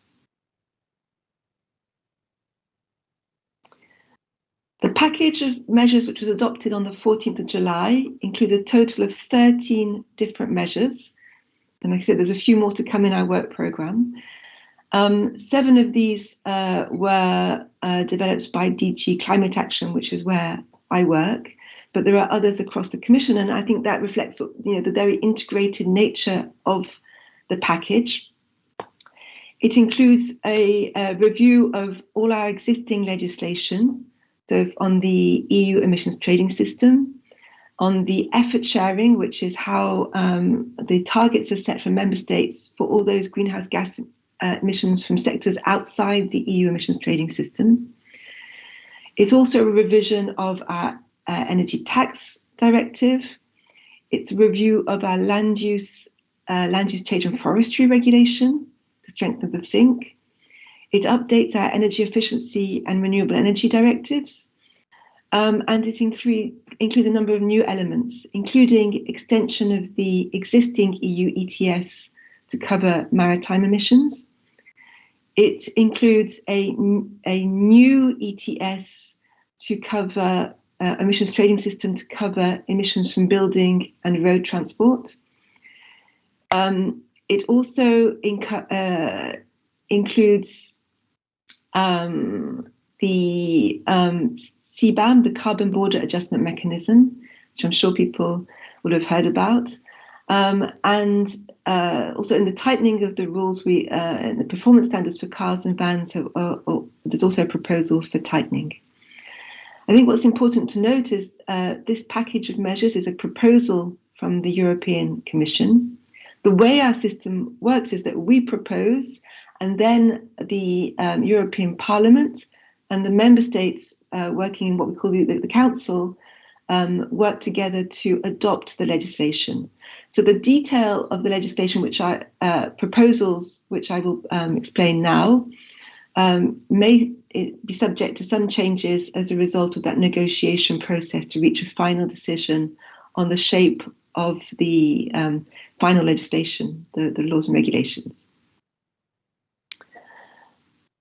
In terms of delivering the European Green Deal, I think it's important to note that we have a mixture of pricing, targets, and rules. And so when we look at there's a lot of modelling behind it, and you can access all the impact assessments behind this, which show how we looked at different scenarios. But we really do focus on a mix of making sure that we use pricing to send an economy-wide incentive and to create demand for emissions reductions, but also for the technologies and innovations that are coming out from the increased level of ambition and the messages that we send, but also that the targets in the effort sharing legislation for member states, for land use, for renewables and energy efficiency directive are being increased. And we have a number of rules which are very sort of sectoral focused, and in particular a number focused on transport, CO2 performance standards for cars, but also for fuel infrastructure and for the amount of fuel that has to be a low carbon fuel or renewable fuel, sourced fuel that needs to be part of the fuel mix for aviation and maritime.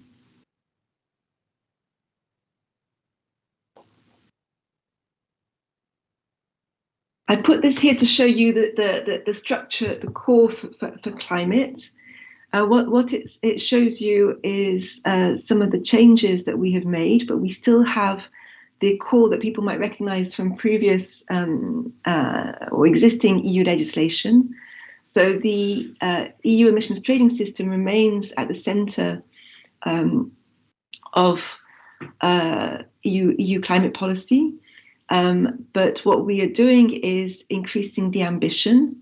So the linear reduction factor, so we have a trajectory that will go from 2021 to 2030 and beyond.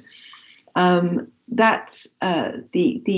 ambition of that is increased. So the gradient increases from 2.2% to 4.2%, which means that each year the with emissions reduction, the number of allowances available in the ETS reduces by 4.2%, and there will also be a one-off reduction in the level of that cap to increase the ambition.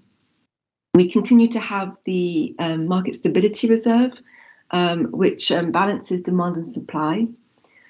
For the effort sharing, which is for all those sectors which are outside the existing EU ETS, for those the ambition increases, so that we will be across the union at -40% for those sectors relative to 2005. Also important is that we have the proposal for the new ETS for road transport and buildings, which means there will also be carbon pricing for those sectors where they're difficult to tackle sectors, and that carbon price will create an important incentive alongside the targets. And then the LULUCF pillar is being reinforced. And so we're changing the way the LULUCF rules apply in the proposal. And that means we are boosting the SINGG so that we boost the emissions removals capacity. And so that by 2030, we should reach removals of 310 million tons of CO2 equivalent. So that's increasing the SINGG.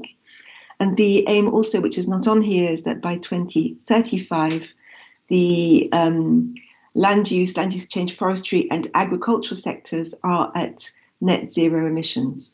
So that means that the emissions that come from agriculture, so including from livestock and fertilizers, would be balanced by removals in other parts of that sector.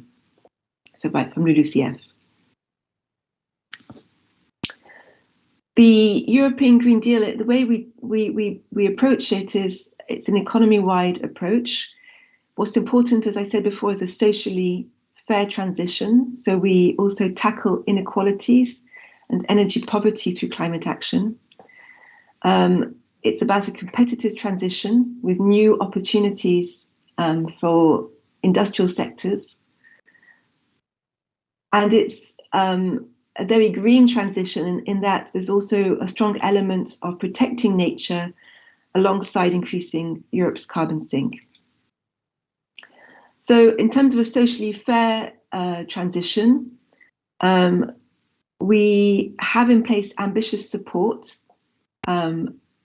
for the EU. And the way that this will work is that we have proposed to create what's called a social climate fund, abbreviated as the SCF, and that will be funded through auction revenues from the extension, basically the new ETS for buildings and transport. So 25% of those revenues to go into this SCF Social Climate Fund, and also member states to match that with revenues from their auctioning of allowances. And this money will be used to support vulnerable households, transport users, but also vulnerable micro enterprises. So it's very much about recognizing the fact that we're moving to a much higher level of ambition. We're looking at costs or carbon prices which affect all and are rising to achieve that transition as they need to. but that we recognise that we need to support the more vulnerable people affected by that. Alongside the Social Climate Fund, we have the existing funds which are being enhanced, linked to the ETS.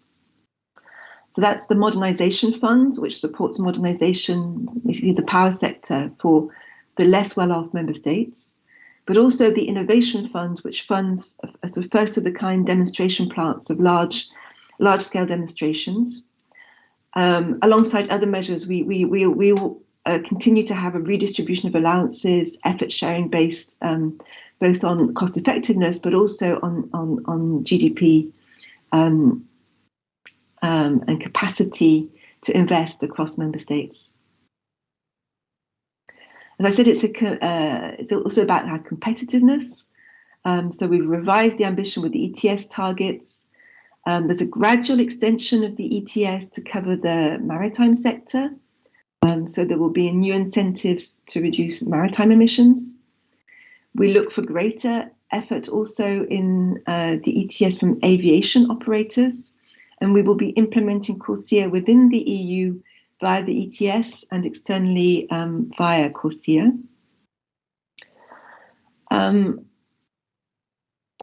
Also important in the mobility sector, the revised CO2 standards for cars. So we have the average CO2 emissions for the new car fleet across the fleet are being increased. So for cars, we go up for 2030 from a target in the existing legislation, which was a 37.5% decrease in emissions, to a 50% decrease in emissions, 55% decrease in emissions for cars by 2030, and a 50% decrease for vans. And by 2035, relative to 2021, there should be a 100% decrease in emissions, which effectively means the new car fleet should no longer include internal combustion engines. This is important alongside the pricing incentives because it will really drive new technologies, and we see a big increase in sales of electric vehicles, for example. But it's also backed by regulations on alternative fuels infrastructure, and for the aviation and fuel and maritime sector, measures on sustainable fuels. And of course, we also upgrading the Renewable Energy Directive, which with details of sustainability for biofuels and biomass. For the land use sector, as I mentioned, we're really working to expand the capacity for the sinks to remove carbon emissions.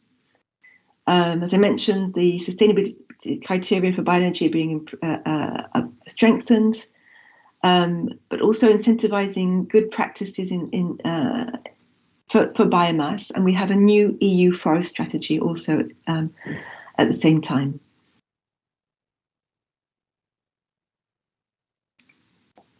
And of course, for this is an important opportunity for us. It's an important opportunity as we invest in Next Generation EU, so in the recovery and resilience, as well as the Green Deal, the green and digital transition. And so there is very important funding going in with a large part mainstreamed for climate action. It's also, I think, a very important opportunity in terms of the example we provide for other countries around the world. And this is why presentations such as this are very important for us, because we want to explain what we're doing and the elements behind it. And so this is very much about our engagements with other countries. I think that there's been a lot of focus on CBAM, the Carbon Border Adjustment Mechanism, and maybe on that to say the reason why we are moving towards a Carbon Border Adjustment Mechanism is to support ambitious action in the EU and to allow us to do it without generating carbon leakage, which would be counterproductive given what we're trying to achieve in terms of reducing global emissions. And that CBAM will very much be aligned with our WTO commitments and other international commitments. And it's going to be introduced gradually so that it's very much a level playing field, and that it's in line with the free allocation that we give to our sectors. So as free allocation to the sectors covered gradually declines, the CBAM will gradually ramp up. So that's one element, but also our engagement through climate diplomacy, through working with other partners around the world is also very important, and we're stepping up the funding and our work through our climate diplomacy. And just to finish on that, as part of our own transition, we very much focus on just transition. We have a just transition fund.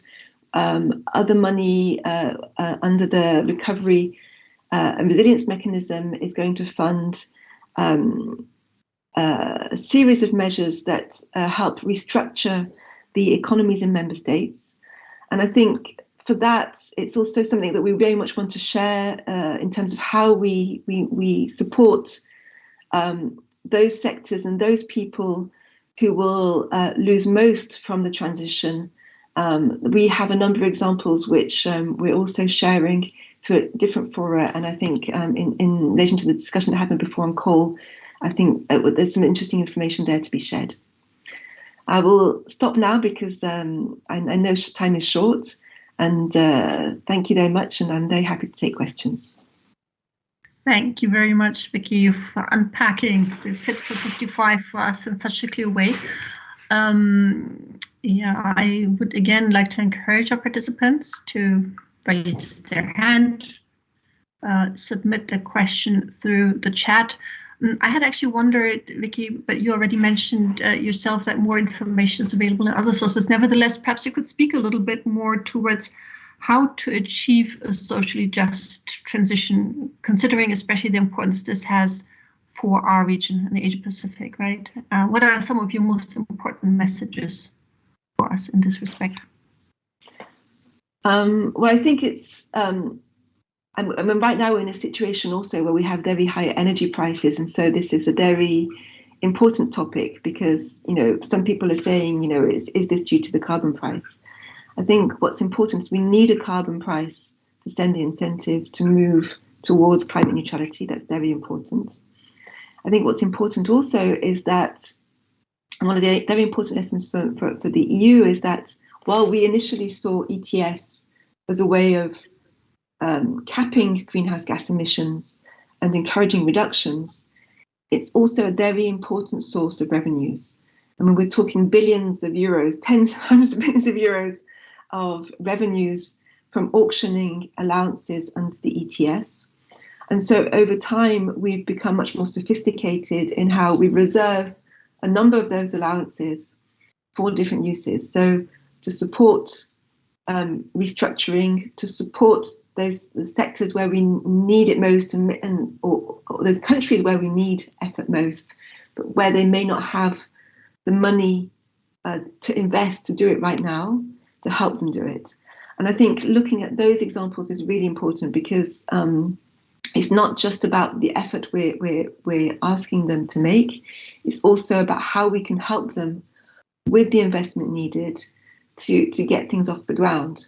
So we can really help in terms of getting things onto the market to create the new opportunities to get to emissions reductions. At the same time, we recognise that there are, you know, very vulnerable people who need support. There will be some income support directly under the Social Climate Fund, which is the first for an EU-wide measure. Normally it's member state competence, but we're going to do it through the EU-wide measure because, of course, the ambition is much higher, the price is much higher. But as that price is higher, the funding available is higher. So it's about redistribution and investment, I would say.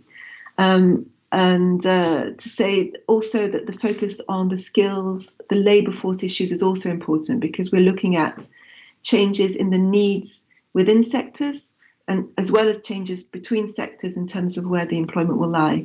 And so working on that, on the statistics, on the measures is very important. Thank you. Thank you very much. Again, it was, I think, a very clear presentation. I still don't see any chat contribution or raised hand. So maybe at this point, let's move back to the other side of the ocean, Japan, where we have a speaker, Mr. Inoue, the Deputy Director at the Office of International Strategy on climate change of the Ministry of Environment of Japan. And Mr. Inoue has led multiple international negotiations, including the G7 Climate Summit, G20 Summit, and COP preparations. Mr. Inoue will now share Japan's new climate action approach to achieve net zero greenhouse gas emissions in Japan. The floor is yours, Mr. Inoue. Thank you. And we see you. Can you see me? Yes. Good. Yeah.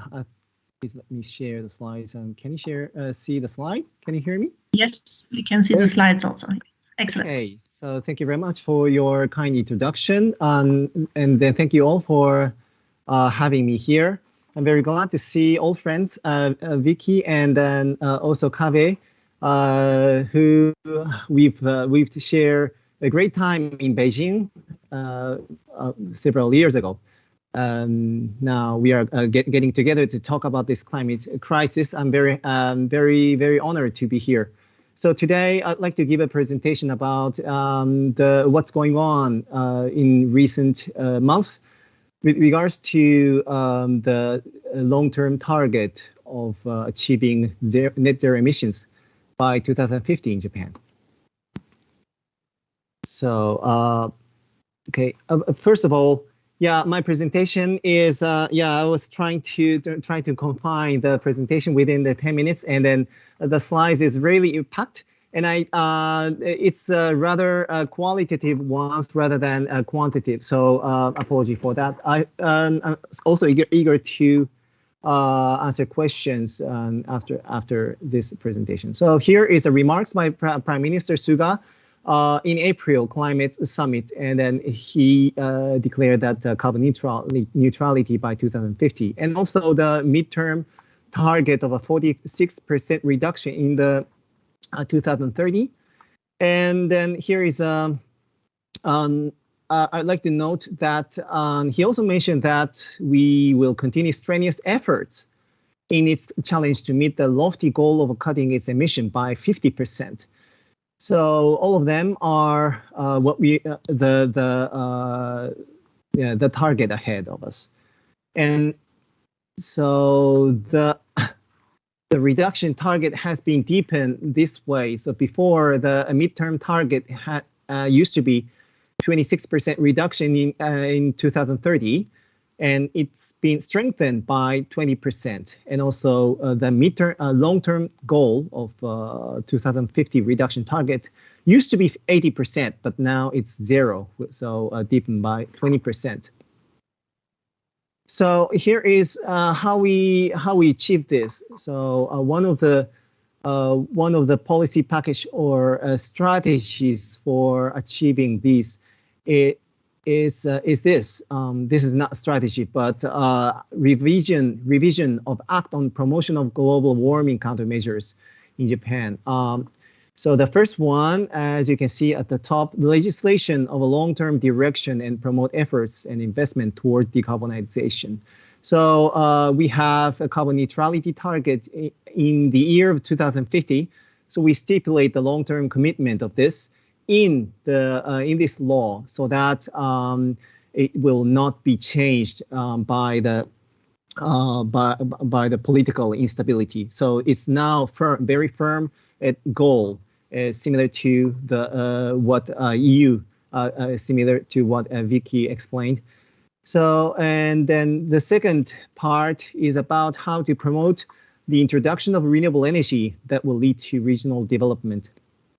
So what we do is to allow municipalities to establish areas where regional decarbonization promotion projects are promoted. So they designate the areas for promotion of renewable energy, and they try to promote that. Why we need this? Because we oftentimes see the contribution or confrontation in the face of environmental impact posed by the renewable energy in some areas, such as the noise pollution nuisance, and also shadow flicker, and then bird strikes, and the land degradation, something like that.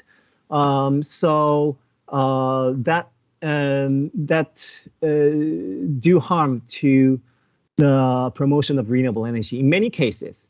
So we try to set up some policy to promote the consensus building for the installation of renewable energy at the regional basis. And then here is what we do. So after designation, we will have some benefit. The procedure, the policy procedures for installation of renewables will be easier. But more than that, the government will support the consensus building in many ways together with the regional government. So here is the second thing. And third one is a digitalization of or open data of the corporate emissions data. So we try to build the databases in a digital way. But I think I can skip this. All right, so here is the regional decarbonization roadmap, which was established in June this year.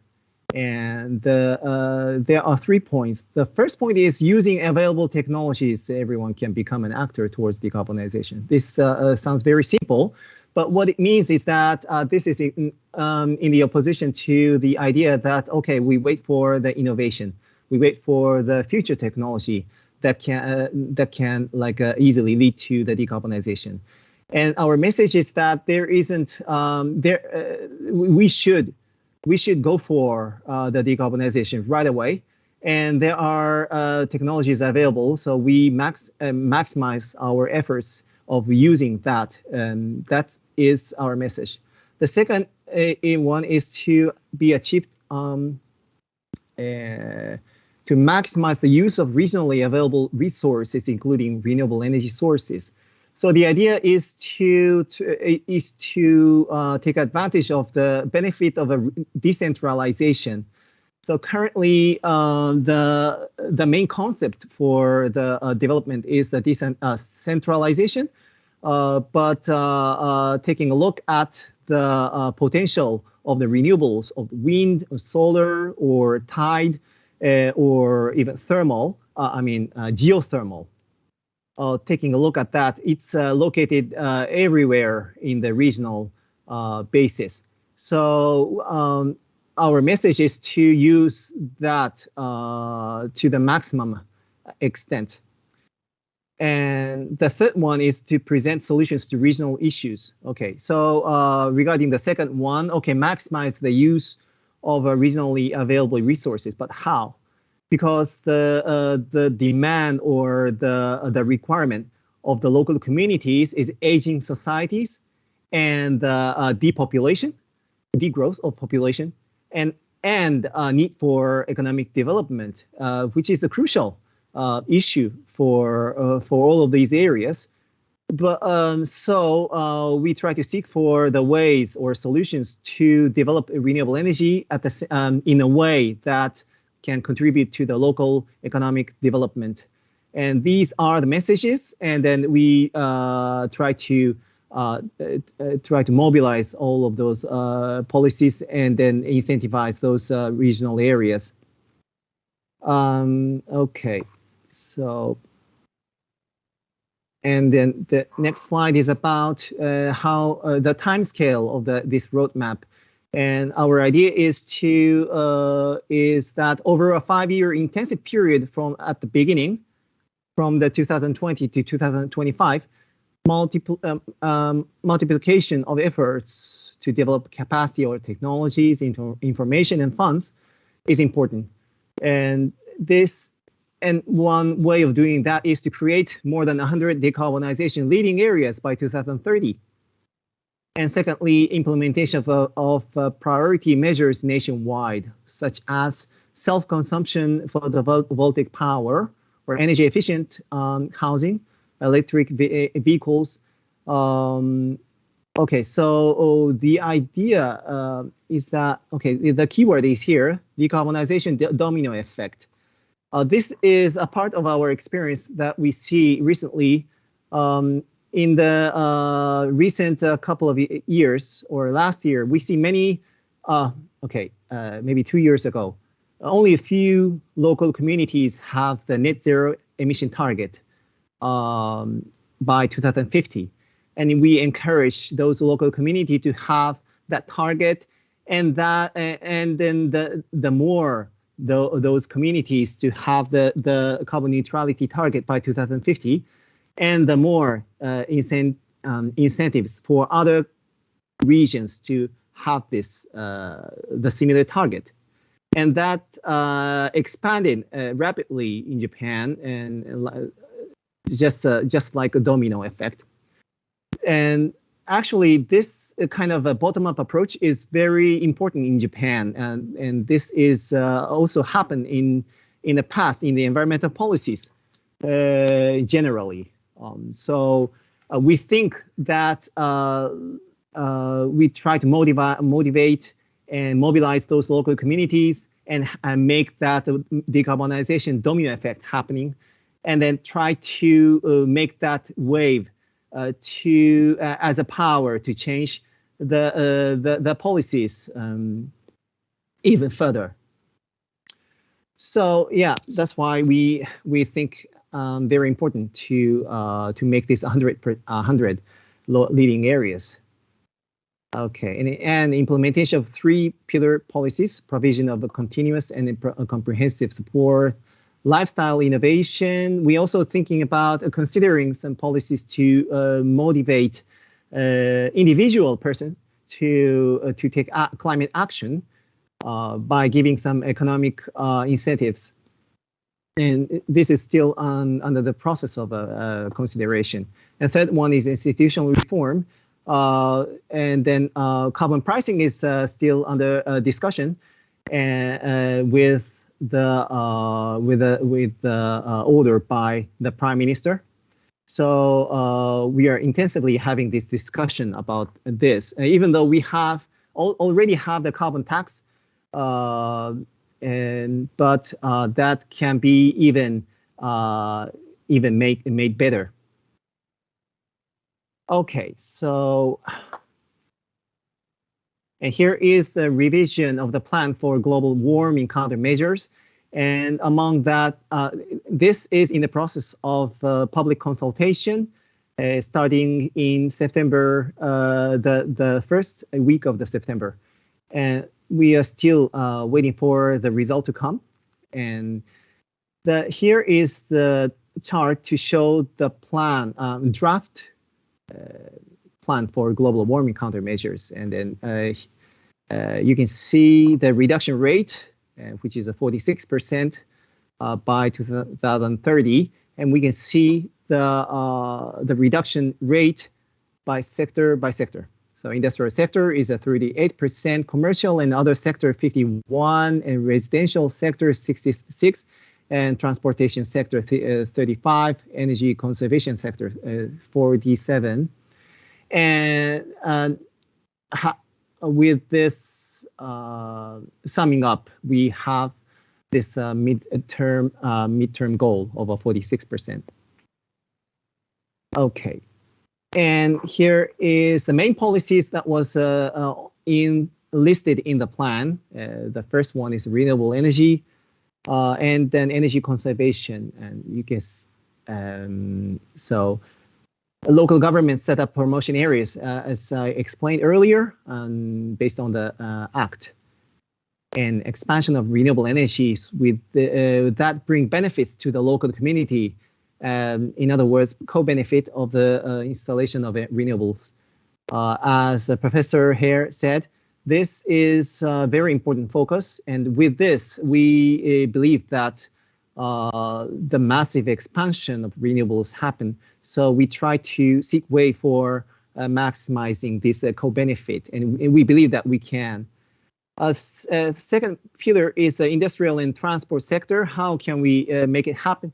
One of the way to do this is to have this 2 trillion yen fund, which was developed last autumn, earlier, yeah, that supports R&D and implementation of society in priority fields such as hydrogen and storage batteries. Actually, we have green development strategies developed by Ministry of the Economy, Trade and Industry. Seeing the time constraints, I haven't prepared that. Maybe showing you the focusing on the local actions, and then it seems a bit mild maybe for many of you, but we have this strategy to start the innovation in many fields like renewable energy, and then also ammonia or hydrogen and something like that with this fund. Okay, and okay, so the third pillar will be cross-sectoral strategies, and as I said, a creation of more than 100 leading decarbonized regions. And also emission reduction in developing countries is also a part of the way to achieve the 46%. I know this is out of the concept maybe, and to talk about having the credit overseas, but this is also the very important factor of our strategy to make the decarbonization worldwide happening. So we try to have more as more partner countries as possible to have the joint crediting mechanism based on the Paris Agreement Article 6, and we are trying to having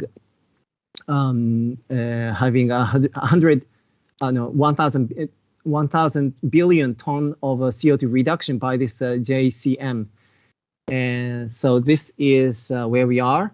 And also, of course, we are continuously doing the PDCA, plan, do, check, and action, to see whether we are in the right direction for the carbon neutrality in 2050. And then we try to keep on considering the new policies. Yeah, so we hope that these series of new policies are keep on coming. But at the moment, here is what we are. So thank you very much. I think I'm gonna stop giving presentation. I hope I'm in time. And I'm looking forward to having a question. Thank you very much. Thank you very much, Mr. Inoue. Thank you very much for sharing with us what's happening in Japan.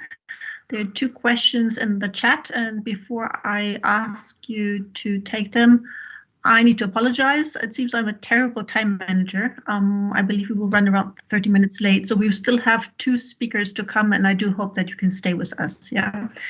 The 2 questions in the chat are there any obstacles to encourage local governments to promote these measures, since you had, mentioned the important role that local governments take?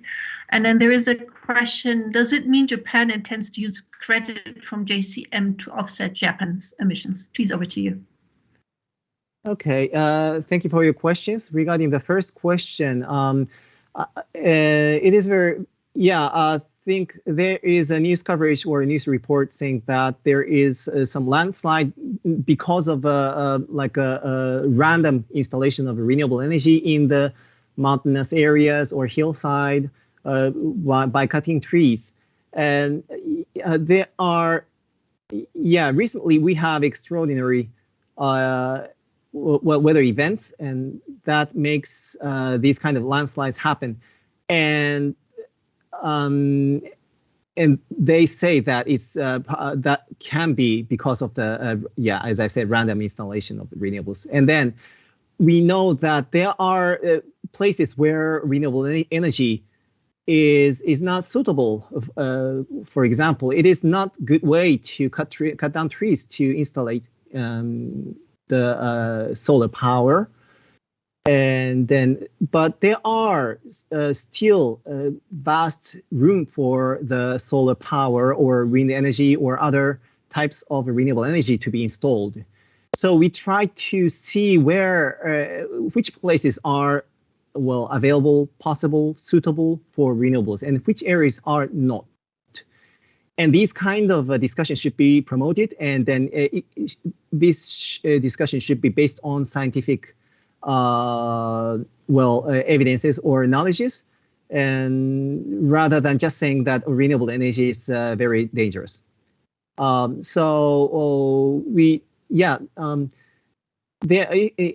the question whether there is some obstacles, yes, there is this kind of like saying that renewable energy is dangerous. So we try to have a fair discussion about that.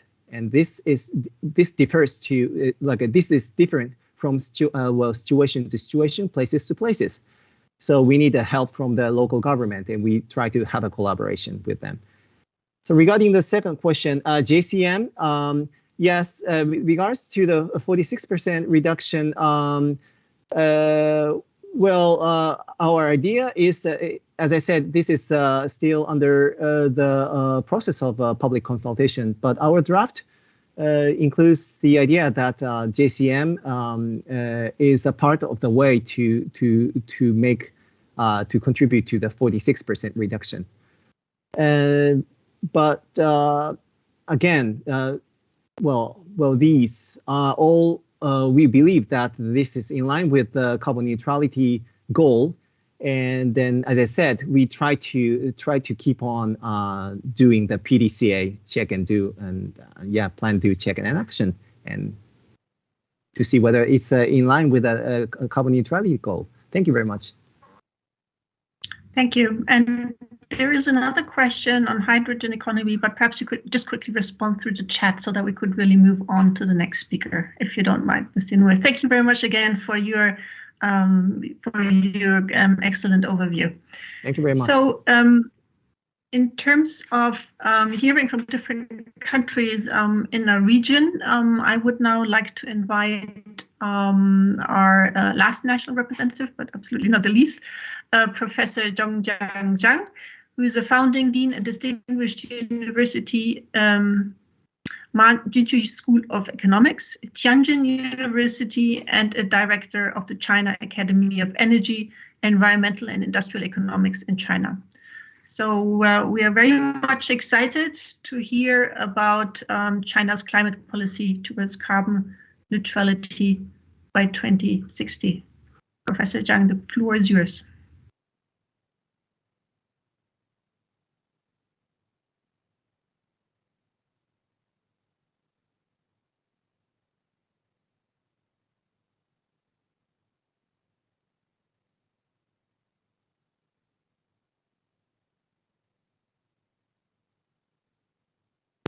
We cannot see or hear you yet.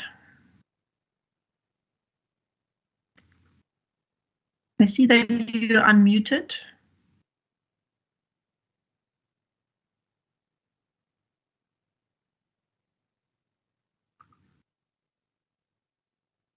We don't hear you.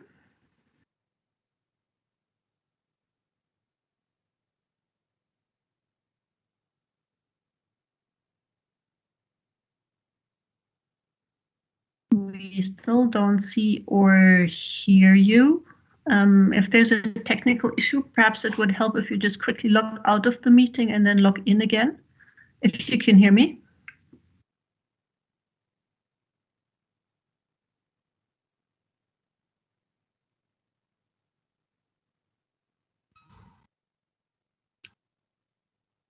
Now I see the Can you yes. I hear you. I Now sent my PPT to your side, and you have to show this PPT. There are the slides. I think they're coming. Sorry for this little technical glitch, but I think they're on the way. Here they are. Okay. Okay, thank you.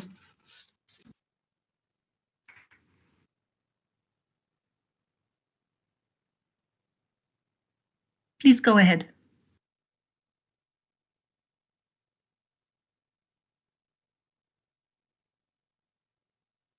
Professor Zhang, we cannot hear you if you're speaking.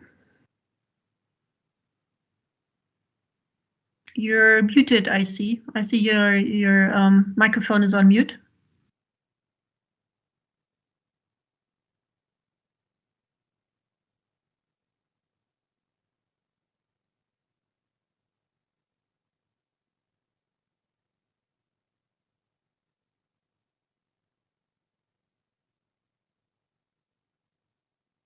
Can I ask our team, is there any possibility to unmute Professor Zhang?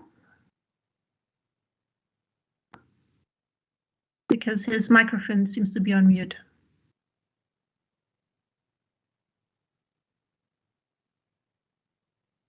Can I just get any feedback from our team at ESCAP, please? Can you unmute him from our side?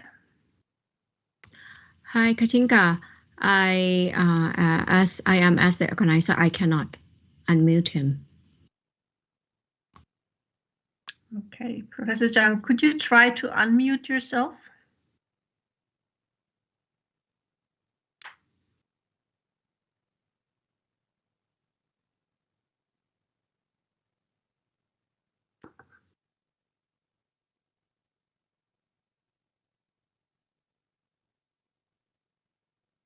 That's unfortunate that we have these technical glitches, you know.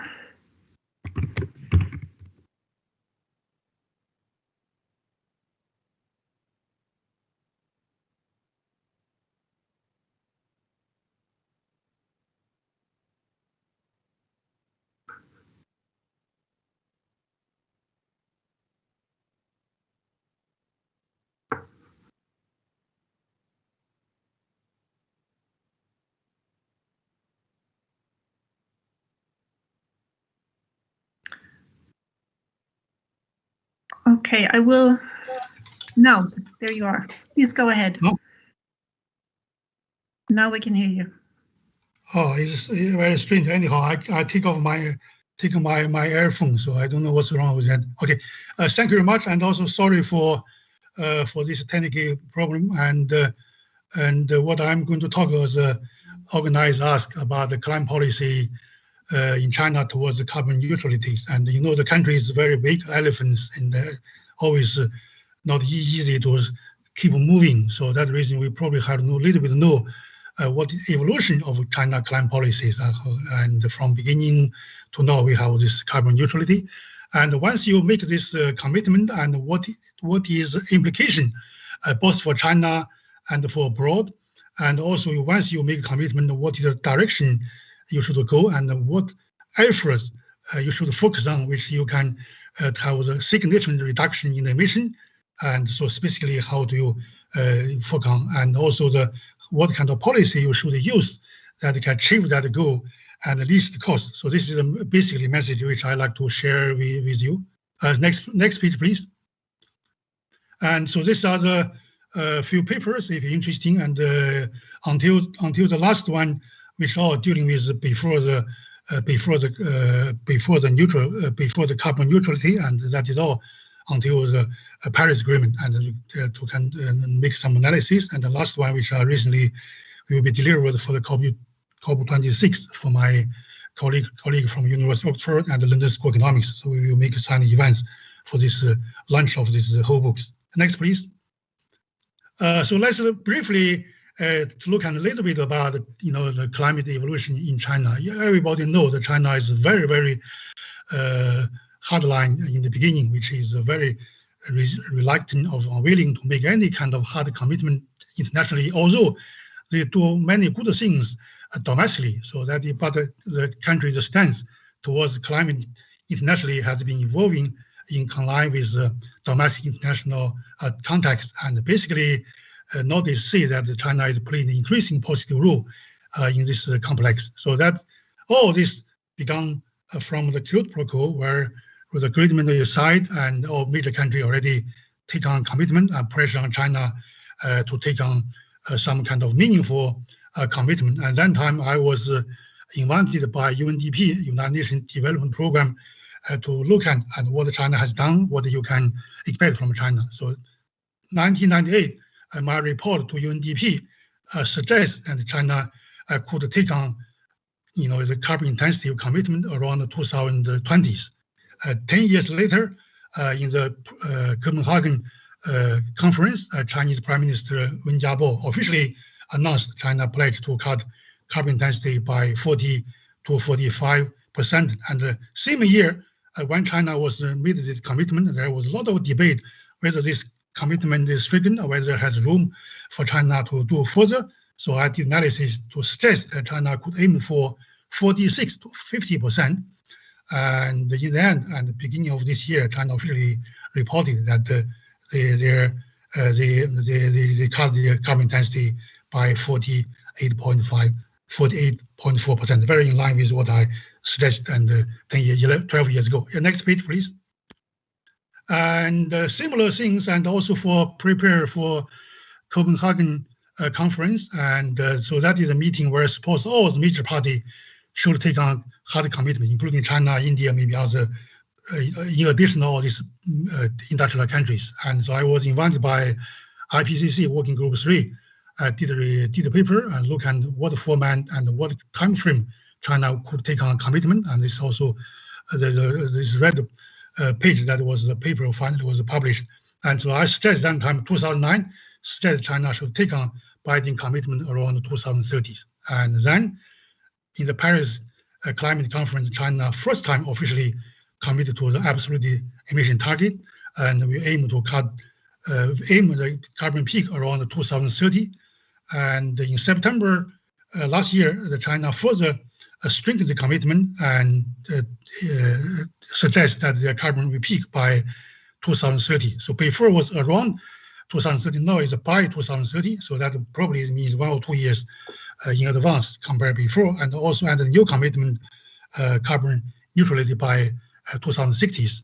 And in December last year, when the world leader gathered in Paris to celebrate the 5 years anniversary of Paris Agreement, and China further made the commitment cut carbon intensity by 65% or more. Before before the China commitment in Paris, that was 60 to 65. So now it's 65 or more. So that basically to see that commitment was strengthened in the last years, both in terms of the emission target, absolutely, or in terms of carbon intensities.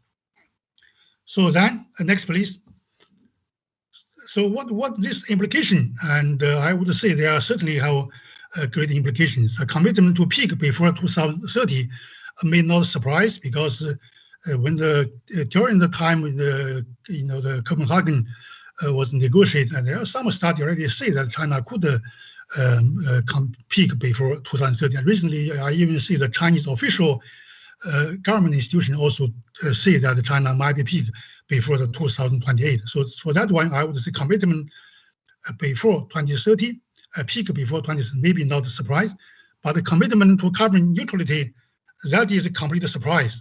Not a surprise, not only to the internationally, also probably domestically. I would say probably 99.99% of government official and don't know China will make that commitment. Particularly this commitment not conditional on any other country commitment. So that is really hard commitment. And here I like to particularly emphasize a couple points here.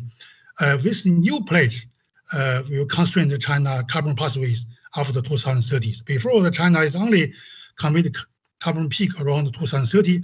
Who knows what your pathway would be after the 2030s?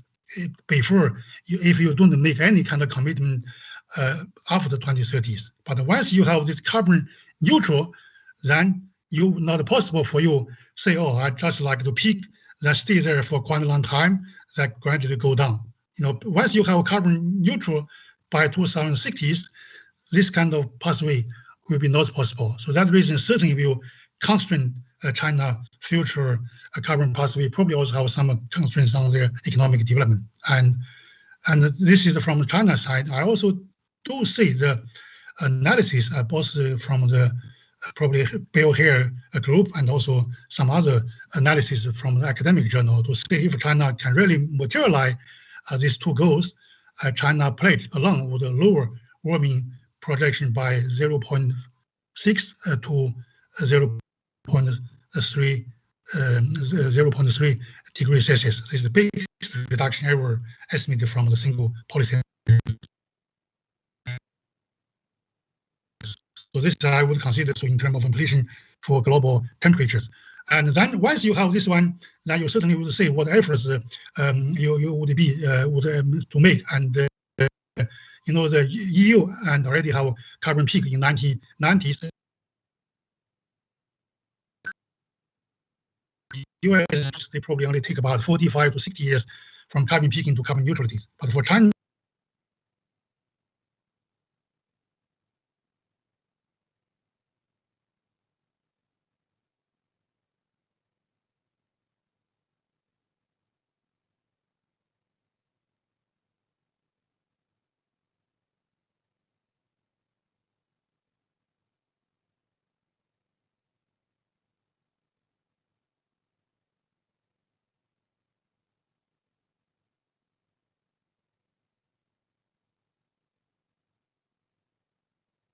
Sorry, can I just check?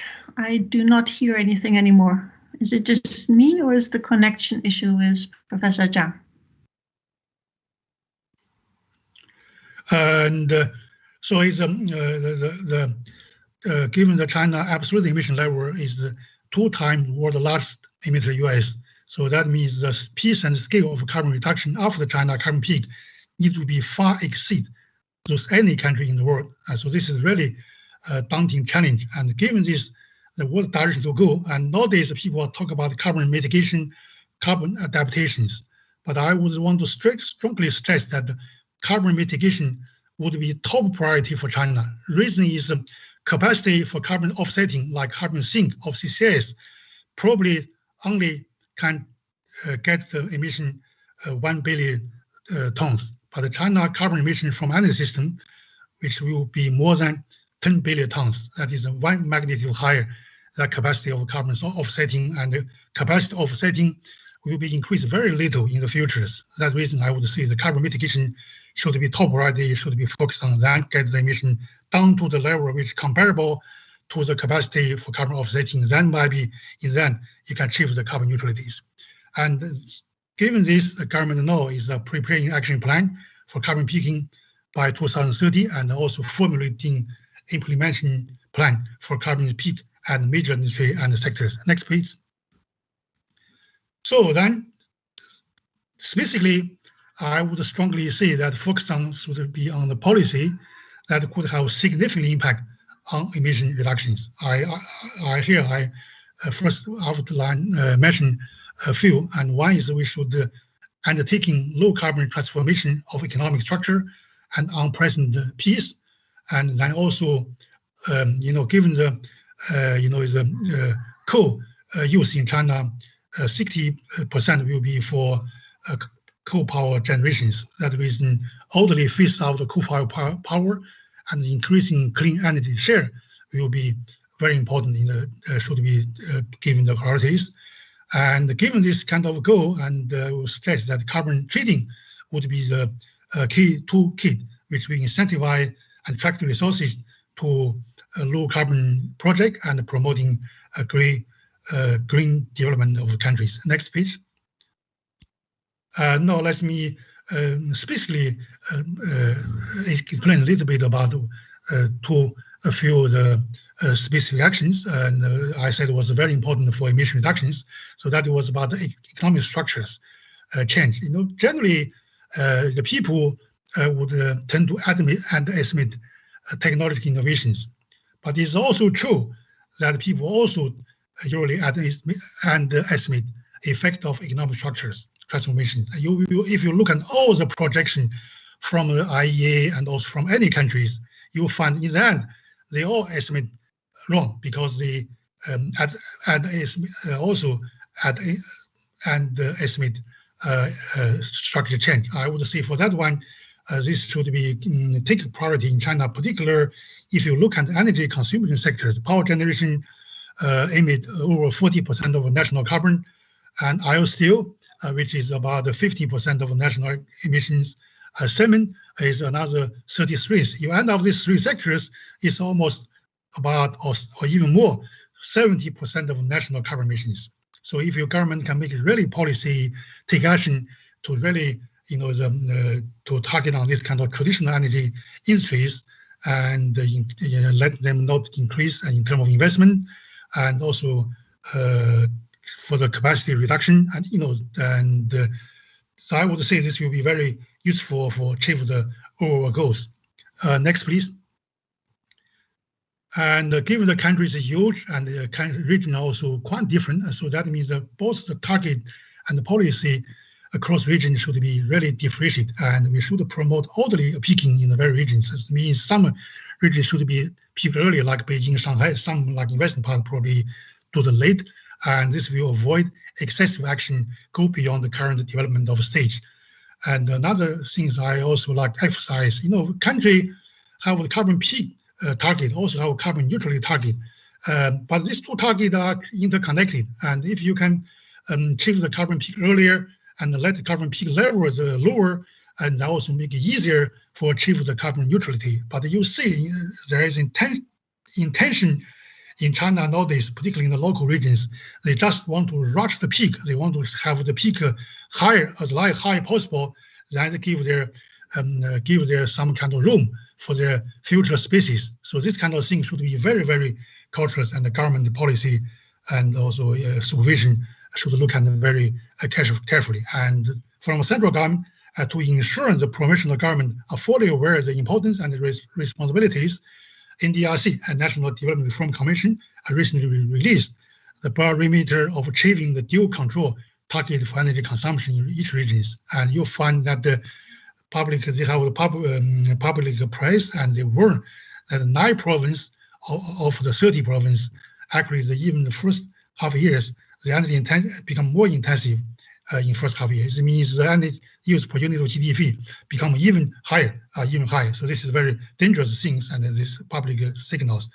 And as I said, the coal use 60% coal use for coal-fired power plant. So that is how the coal-fired plant evolving in the future will be very crucial, both for emission reductions and also for the coal, for the traditional environmental problem.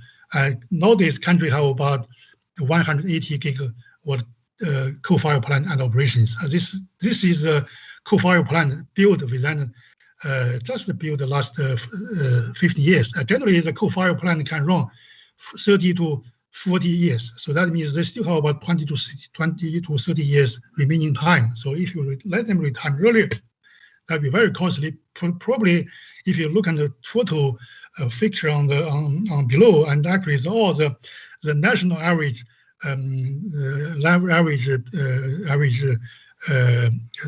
operation time now is only about 12 years. You see the huge time is still left for remaining operations, and particular coal power built in the western part, in the less developed region, actually even young. So that reason really come to the issue how to deal with these things. And of course, and one really depends on the CCS, and in terms of the cost of reduction of CCS, in terms of the deployment, piece of deployment. So the deployment, this will be determine how the system will be. And there are some studies to say that if we have CCS and China complete phase out of coal-fired plant in China could not happen until 2060s. I also do see some joint study between China institution and the United States, basically to see even have 1.5 degree, and if it work properly, and the coal-fired power plant would not phase until 2045. And if you have 2 degree, probably come to 2055. And Chinese institution don't say that it could be until the 2060s, but in terms of share, the coal-fired power plant in the total power mix will become a single digit by year 2050s, and that will be completely retired by 2060s. Yeah, next please. now let me finally come to the policy measures which the government now push recent years push forward greatly. That is carbon tradings. And 10 years ago, they approved the 7 pilot trading, and since 2014, so all 7 pilot trading started trading. And nowadays they have about covered around 3,000 entities in 20 sectors. Basically, I would say this all pilot trading operation smoothly and really achieve the government intended goals. But in the meantime, they still have a huge problem because the volume of trading is very, very small. So it's and also the price is also allowance also very low. It's only less than $4 per ton.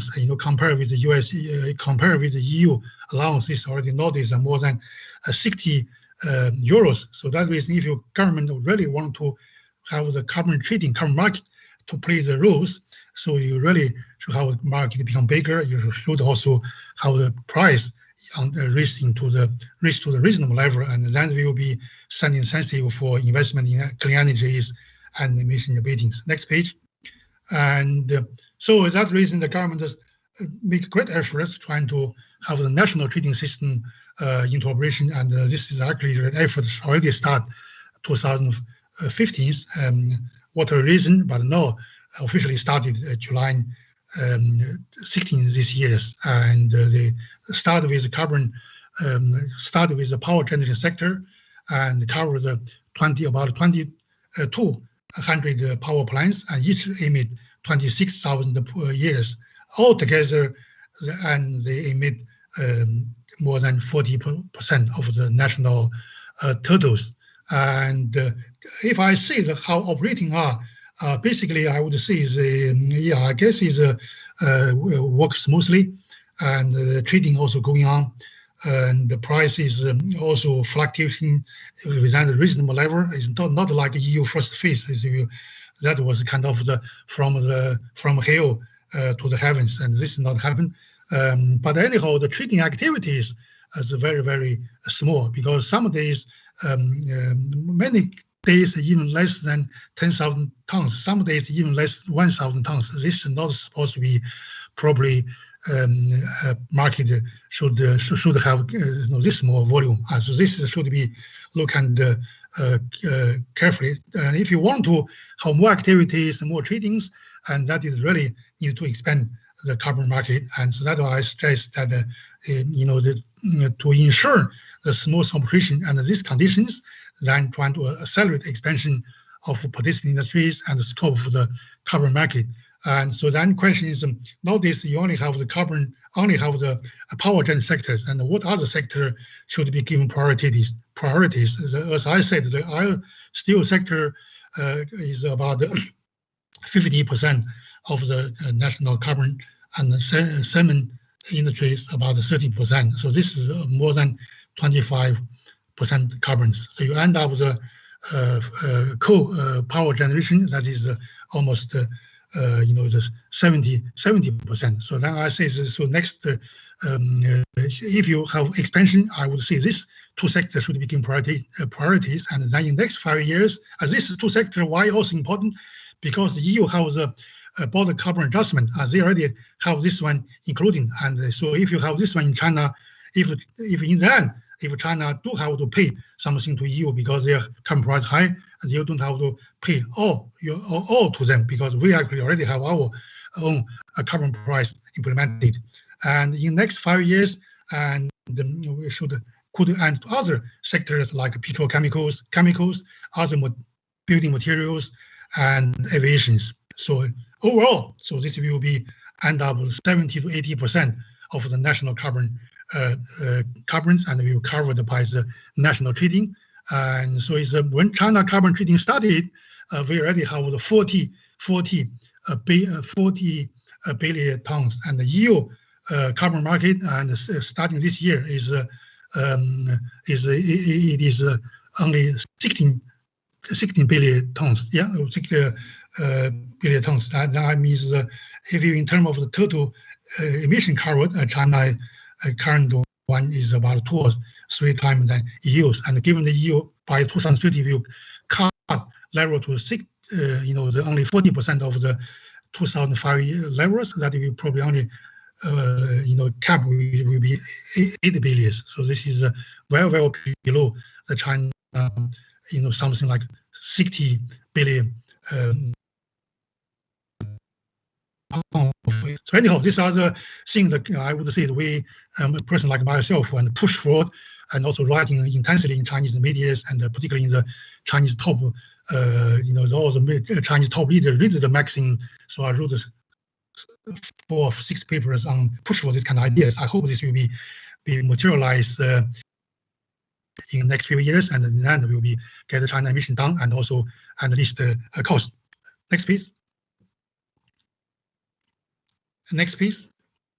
Okay. Anyhow, this is what I would like to share with you, and regarding what China done, and hope I will give you some information which is in your interest. Thank you. Thank you, Professor Zhang, for this very comprehensive presentation. And clearly, to achieve the 1.5 degree target, the role of China is super significant. There is a question to you in the chat that you could perhaps respond to. Will China invest into carbon capture of the coal-fired power plants to be able to use these plants until the end of their lifespan? And also whether China is considering to introduce a carbon tax to create more liquidity to fund these and renewable energy technology. Do you want to quickly respond to these questions?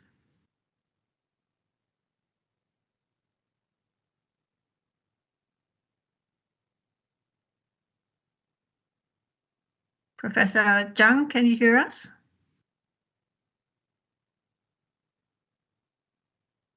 Unfortunately, it seems that he has a microphone issue again. So then at this point, perhaps let us move on to the last presentation. The past 4 interventions all outlined what is being done at country level, in the context of the European Union, at the level of the bloc here. But what can the SINGG project do to support these transitions? And we already had a couple of questions in the opening presentation from our Deputy Executive Secretary, Kaveh Zahedi, earlier today. But let's hear now from Ms. Junjin Lee, the International Cooperation Team Manager at the Korea Environment Corporation. KECO, in assistance with ESCAP, is offering technical consultation services for member states as part of the SINGG project activities. So we would like to hear from you how the SINGG project, in your view, can contribute to achieving carbon neutrality. Ms. Lee, please, over to you. Thank you. Thank you for introducing for me. I'm Yunjin Lee, the manager of Seoul Initiative Network. I'm working at the Environment Corporation.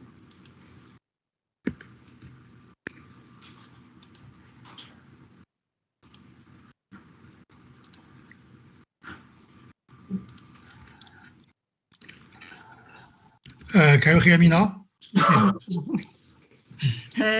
Apologies, Professor Zhang, we had moved on to the next presentation. Maybe we can take the questions to you after this one, okay? Sorry, I'm just leaving, okay? Yeah. Thank you.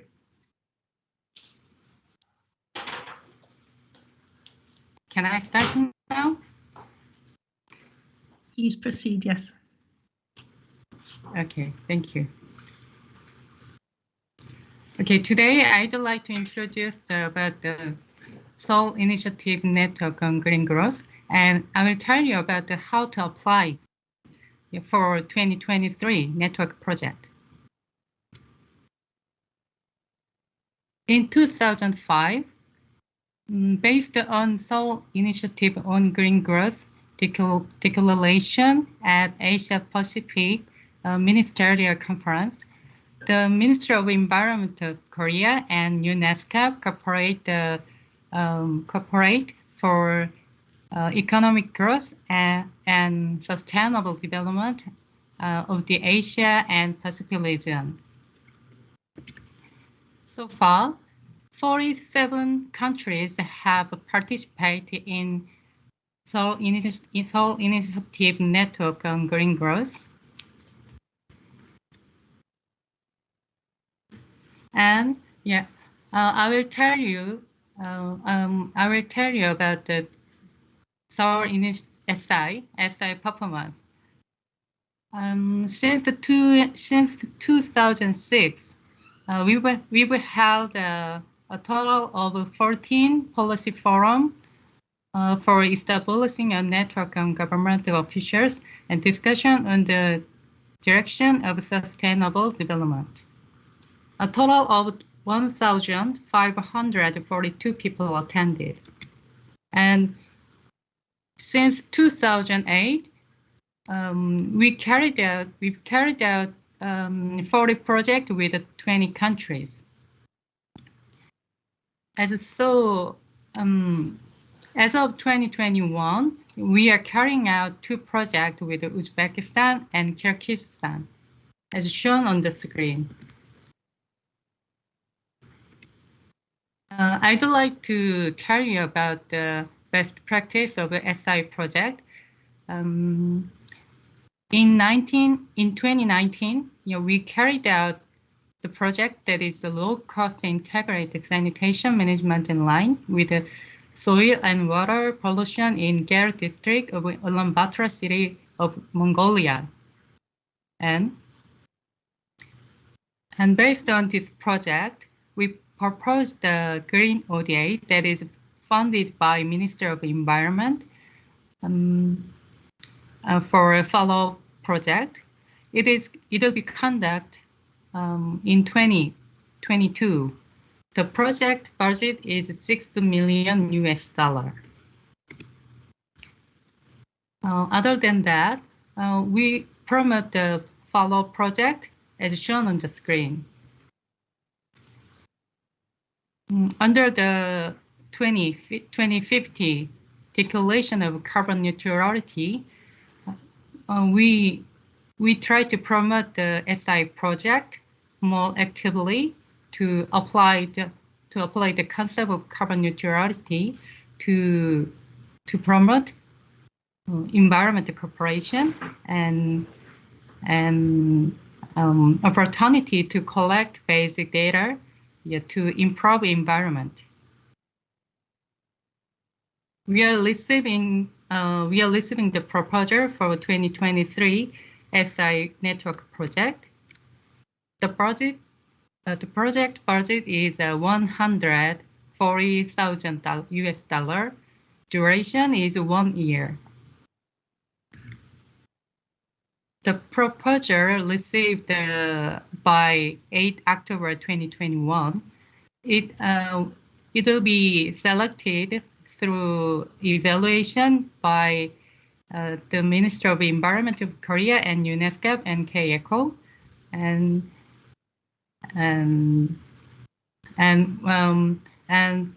we will submit selected proposal to the Minister of Foreign Affairs. At this time, it is required the letter of intent from country's government, such as Minister of Finance, but it depends on countries, and the proposal will be finalized after being reviewed by the Ministry of Foreign Affairs in June 2022. The proposal submission deadline is 8 October 2021. Submission volume is about 7 pages, and you can submit via email.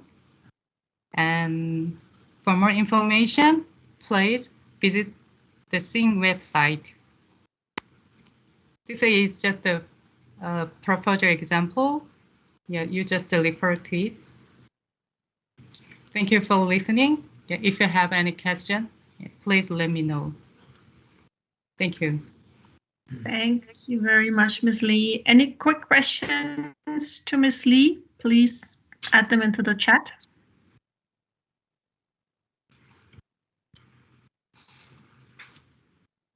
I don't see any at this point. And then just wanted to check in again with Professor Zhang. There had been some questions to you related to carbon capture. Would you like to respond to them?